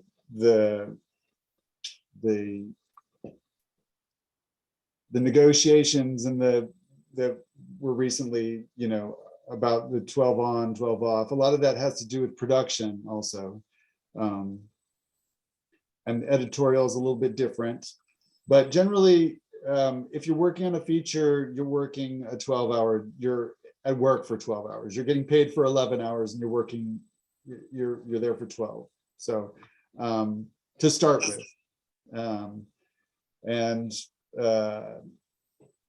then it, you know, depending on what's going on, you sometimes have to work longer than that. Sometimes you have to work weekends.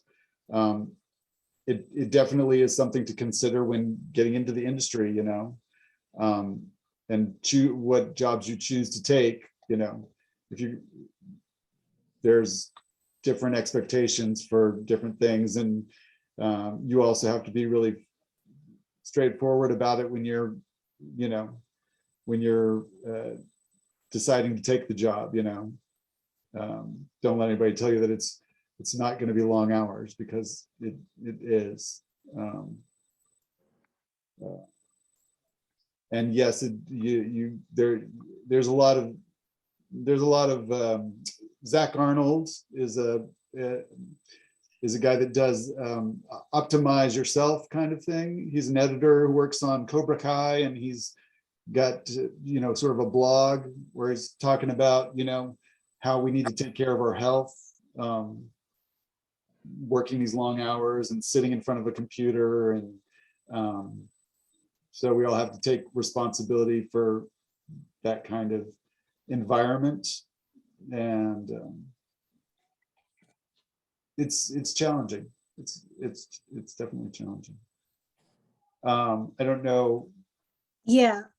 Yeah, go ahead. Yeah, I mean, work-life balance is a beast. It's sad. It's painful. I'm a mom. My daughter is now 5+ years old.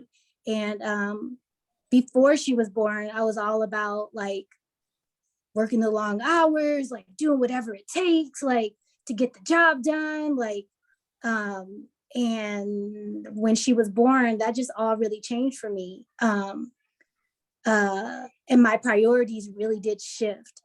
And I guess lightly touching on what Kristin mentioned earlier about her having loyalty to herself, like in the instance, I mean, these productions don't really care about you. I mean, at the end of the day, you guys are all working on, sadly, a product that is sold on the stock market in a way. Like, this is all like, it's a business.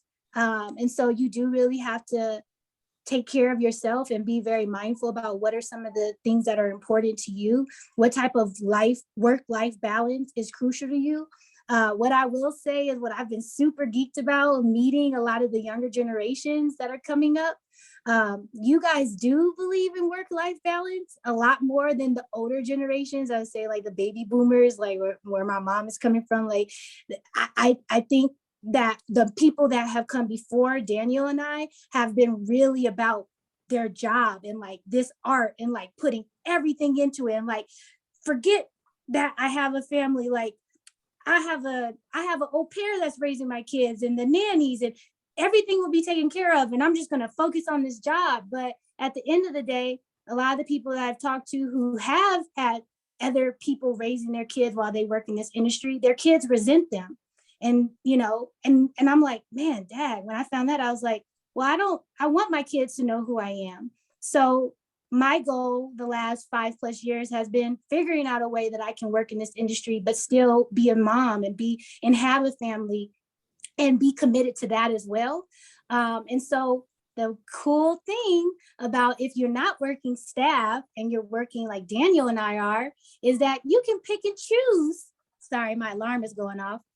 You can pick and choose when you work. So I don't work the full year. And people were like, oh man, how do you have the money? I save. Also, just like a side note, is that I invest my money in other things so that my money is making money for me throughout the year. So one of my investments is real estate, and I invest in real estate, and that allows me to have income coming in where I don't have to work in the film industry year round. And even people I know that who do work a year round, don't work year round, maybe they work on really big budget shows where they make a ton of money. And when you make a ton of money, you have the opportunity to also save and not spend it all, where you also cannot work all the time. So, and living, you can live off of that money and stretch it out. So that's another thing. Like, you have the opportunity in this industry to create some sort of work-life balance. And it looks different for people in different ways. And I would say that as a mother, the biggest challenge for me has been being present for my daughter, where she actually sees me more than just at 8 a.m. in the morning, and already at 9:30, 10 when she's already asleep. Like, the other thing is, like, if you are based in LA, making it where I had a coworker who years ago, she would move apartments every 2 years based off of where her jobs were. And at the time I was like, man, that seems exhausting. Like, why would you want to keep moving to be where your jobs are? But they've talked about that. With all this commuting, you spend so much time in the car that you miss out on hours of being able to be with family and friends and do other stuff because of your commute. Your commute is so gosh darn long that cuts into your time, your personal time as well. So that's another thing to think about. I still don't know if I could commit to moving per my jobs, but some people, I've heard the younger generations are like, they're up and moving around all the time. Like, they don't stay really like strapped down to one spot. So that's also something to think about, just about like where you live, and if you can, and maybe if you get a staff job at a studio, maybe you live 5 minutes away. So then you can bike to work, walk to work, whatever. Your car ride is a minute. And then your quality of life is automatically improved just by that. But yeah, it gets a lot more complicated with kids. And so anybody who has kids, this industry does not support parents whatsoever. And it really does help that you have a community and a village, or a partner, your spouse, whoever that is, that maybe, I know this sounds weird, well, not weird, but because my spouse works in this industry, but I definitely recommend people having spouses that don't work in the same industry. They maybe have a more stable life. Maybe they're a school teacher who gets off at 2:30, who can pick up the kids and be with the kids, because our industry does not support it. I would say though, during this work from home, like pandemic situation, my life has become automatically everything that I wanted it to be. So, and another thing that I did after I had my little girl is that I only worked fill-in jobs. So I only would work 1 week, 2 weeks at a time. I would fill in for people. So there's tons of situations where somebody might go on a trip, or I don't know, the editor leaves to direct an episode, and then everybody else gets pushed up, and then they need somebody to come in and fill in for a while. Like, there's tons of scenarios where, for me, doing fill-in work was really great for me, because I didn't want to work on a job for 3 months, 6 months, or even 10 months, or even in animation for 2 to 3, 4 years, which is sometimes happens. So there's some options. Hopefully some of those answers help between Daniel and I. Thank you. Yeah, it does help. Thank you. You're welcome. You both are amazing. Thank you so much for all that you are sharing and putting into this. I'm seeing all the comments in the chat, just everybody really gaining a lot from this. Yay. And I think we've hit 2 hours of your time, so I think we should probably wrap. Is there any other questions?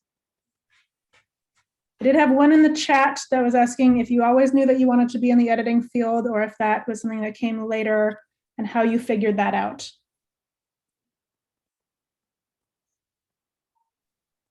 Like I said, I started working in theater in costumes.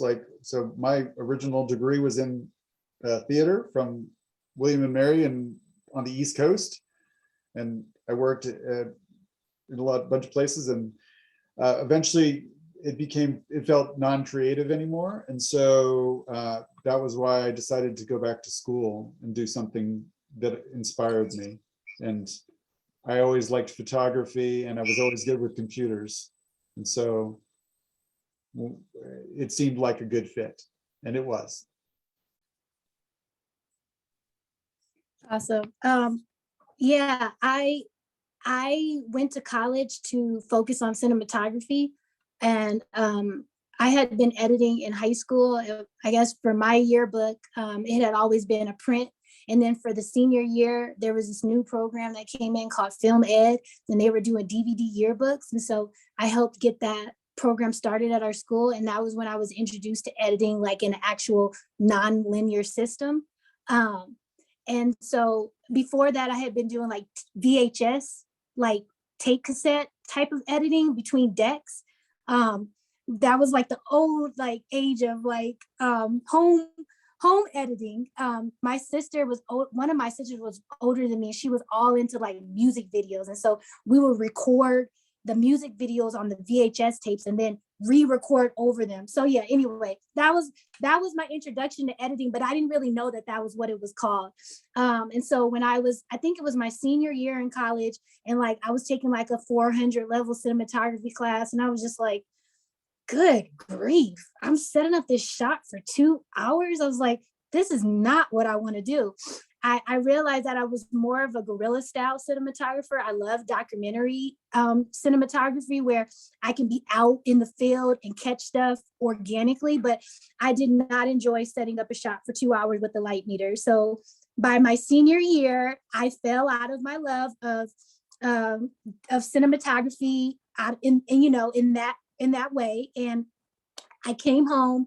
I was, like I said, I was from LA, and I came home and I was just like, okay, what am I going to do? And I had to have a moment with myself.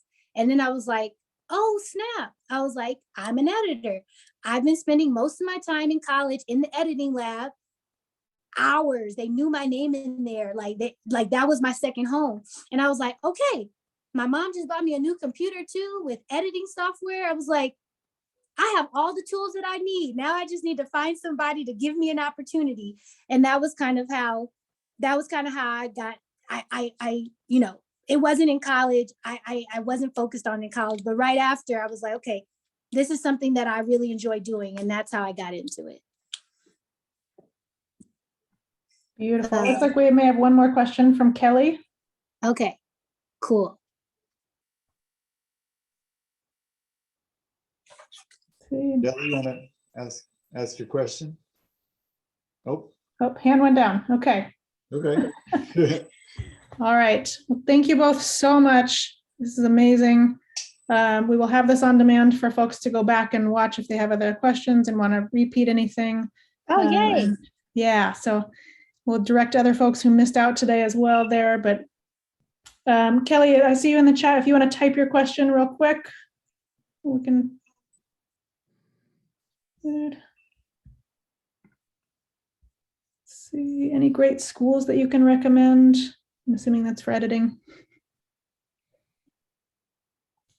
Oh, it looks like Kelly said she just wanted to say hi, maybe? Maybe we got through all the questions. Oh, start network if I'm not in LA. Yes, on social media, for sure. Yeah, reach out to editors, assistant editors, ask questions, join groups on Facebook, or that all these old people use.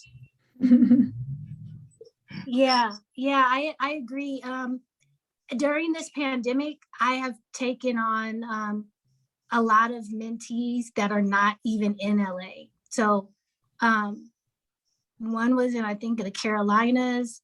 The other one, she's in Atlanta. She's not even in Atlanta proper. She's outside of Atlanta.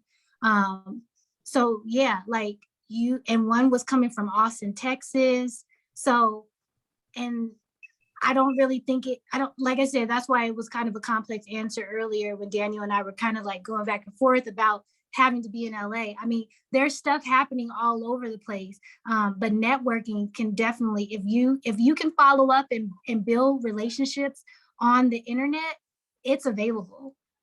It's completely there. I had a guy that was going to the college that I went to, and he he networked with me for the whole 4 years that he was in college, just back and forth the entire time. And eventually he had the opportunity to come out here, and I had an opportunity to offer him a job as a PA. So, and then, you know, as Aziza says, his heart really wasn't in the PA job. It was, he wanted to be a writer. And so, so he had to, you know, he had to go on and do something else. But, you know, that was networking from across the country for 4 years. Most definitely. And like, yeah, and you know, I wasn't trying to knock anyone who maybe they think they want to do editorial, but then by doing it, they learn that they don't want to do it. Right. That is definitely crucial. Like all the internships I did in college, it told me exactly what I did not want to do. And I think that those are so beneficial, so helpful, because then you know what to stay away from. And so you might get into editing and be like, yeah, this is not for me. So I see that scenario as well. Yep. I've definitely mentored some people who have decided to take another direction. And honestly, because of where I am in my life, my feelings about the editorial hours and how long they are, like, why do we have to work 10, 12-hour shifts? Like nurses do these hours, but they only work 2 to 3 days, tops 4 a week. And we're doing these same hours that I know that they have a very hard job. Nurses don't give me their job is very hard, but it's just those hours. Sometimes I've heard some editors say it's like after 6 hours, I'm no good to you. Like I need a break.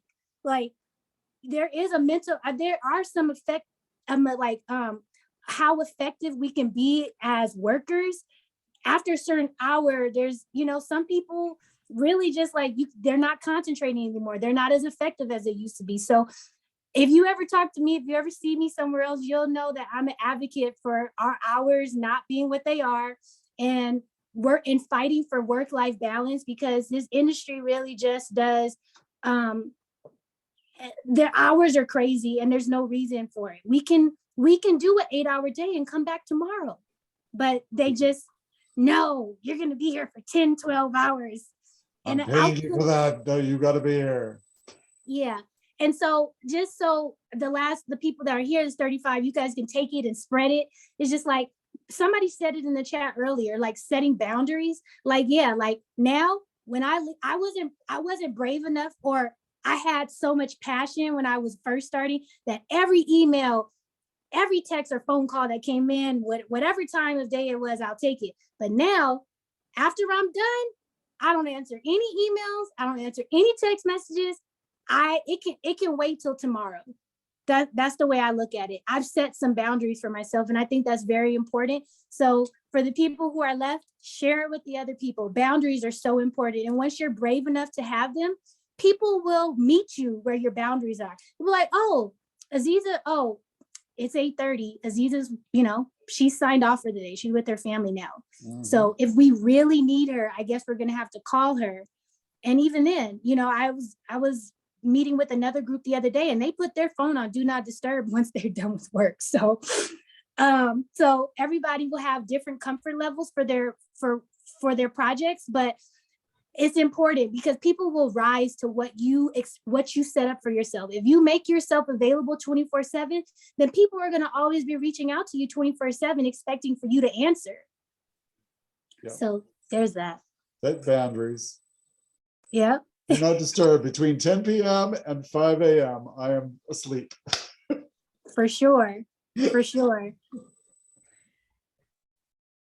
Oh, Aziza, I see you're talking still, but you went on mute on accident. Oh yeah, I was just saying for sure, Daniel, that's for sure. And I've gotten to the point where I was like, might even set up an email away message. Because, you know, there's people that they just send emails at all hours of the night. And they assume that you're reading them as soon as they've sent them. Yeah, yeah. And I'm really bad with emails these days, but yeah. Any other questions, I guess? Yeah, we have one from Leslie, and she is wondering, as a transfer student, if you have any recommendations on what 4-year program would be good to transfer into or to try and get into. Where is she coming from? I'm not sure. She's getting ready to transfer. I don't know. I'm really so far away from the education system at this point, but I know that USC is still probably a powerhouse. Their network is just so strong. It looks like Leslie dropped something in the chat. Also, I know a lot of people come out of the Northridge program, the Cal State Northridge. I know quite a few people in editorial who have come out of their film program. And You know a then lot from Chapman University. Chapman I love their track. Their track is very similar to what I was just about to say, which was the school that Joy McMillan and Susie, if you can help me remember his last name, Jorge, or is hold on, I can't remember, but they came out of the school in Florida with gosh darn it, I can't even remember, but I think it's a state school in Florida that they're just a powerhouse for bringing out film students as well. And they do like the tracks where kind of like how AFI does, where everybody kind of does their role. And then like you come together. I think it's Chapman does a similar thing where you come together and make productions, but you stay in your lane kind of thing. And it really kind of gives you like that, what is it called? Like a boot camp in that role in the undergrad experience or the grad experience. Man, why am I not remembering his name? He's the lead editor on Euphoria. So if you IMDb Euphoria and look up Julio, there it is, Julio. They all went to school together. Julio and Joy McMillan and Barry Jenkins, they all went to college together. So if you look them up and you can find what college they went to in Florida, that is another one along with Chapman that I highly recommend. Yeah. Are there any software programs that you recommend that folks get really familiar with? Avid. Said the same thing. I mean, I know FileMaker Pro, if you're going to be an assistant. What'd you say, Daniel? FileMaker Pro? Oh, okay. I thought for a minute I heard Final Cut Pro and I was like, really? That's making a comeback? No. Yeah. You're muted, Aziza. Oh yeah, I'm muted. I keep muting myself to try to like stop talking. Yeah, the FileMaker Pro, you use it on like almost every single project, huh? Yeah. Yeah. So we do our databases and our code books and our tracking and our continuities and our our wall cards. Right. It is basically a medium that you can use to spit out a whole bunch of stuff. Once you fill take all the data, yeah, data management. You take all the data and then you can figure out how you want to output it. Yep. And I guess what I was going to say, just because like Avid still has the stronghold in the world that Daniel and I work in, but I know all I see on the internet is Adobe Premiere. I would say don't be fooled. Adobe Premiere, like I finished editing a feature, a low budget union feature on Adobe Premiere because the director had edited it, like did the rough cut in Adobe Premiere, and it was a nightmare. I mean, just like and there is a reason why Avid still has a stronghold on the industry. And I know DaVinci Resolve now, I know they have their editing software too that has been getting some traction. I have not been able to work on editing in that software yet, but I know a couple of editors that were kind of like the guinea pigs for that. And it seemed like they made it through and they learned a lot through the process, and they helped DaVinci like work out the tweaks. So that might be another one to also get your hands on. But Avid, for the most part, still has my heart. Avid doesn't, it's not like Adobe Premiere where it's just like, or even Final Cut, where Final Cut would be like, oh, okay, this is the media, and it will point to whatever you tell it to, and it could just completely screw you over. And Avid will be like, no, that is not true. I'm not letting you relink to that. I don't believe it. Right. And I really do think, I really appreciate Avid for for that stronghold it has. Dependable. It's dependable software. And It if you has a work with mind. the sound department that's working in Pro Tools, Yeah, yeah. which we all work with people who work with Pro Tools and sound, then yeah. Exactly. What did Kelly say? I had no idea about Avid. Wow, thanks so much. Yeah, I know. All I see on the internet is Adobe Premiere.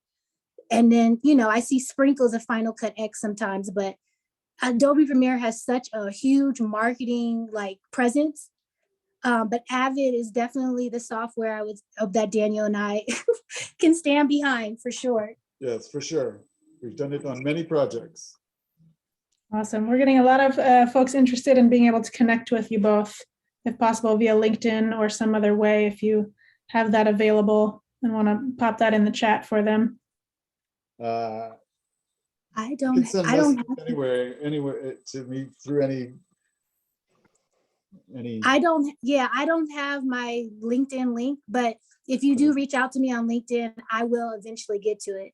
I am, like I said, a mother at this point, and like Daniel, juggling all the crazy hours in this industry. So I have become very, very, very bad at responding to anything for the most part, unless it's a phone call.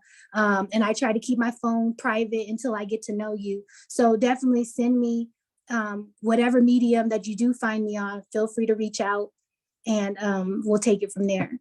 And this is like a good thing, is like nurturing the relationship. I know Kristin was like, anybody can reach out to me, but Kristin is living a fabulously she's living a fabulous life. Fabulously I don't know, adventure life. She has time. I would love to nurture my interaction with people, see how serious they are about it, and then we'll take it from there. Yeah, I agree. I'm on LinkedIn and Instagram and Facebook, and if you can find me, then you can send me a message. I'm not going to put a link in the thing. That's hilarious. Well, yeah. No, I am accessible on the internet, but yeah, like I said, it's just about when I can find time to get to those mediums, but I will respond. Yes, Susie says, be resourceful. Yes, be resourceful. All right. I love it. Any last questions? Yes. Thank you so much, Susie, for tackling that chat. Yeah, absolutely.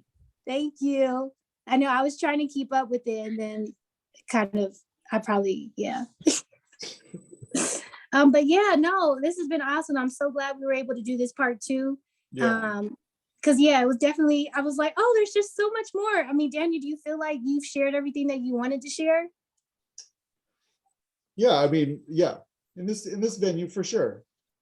If somebody wants more, there, I can go into, this is being recorded, so hopefully I didn't say anything stupid. No, I hear that. Well, yeah, I tried to be as transparent as possible. I mean, this industry is, it's tough. It's tough. It's not.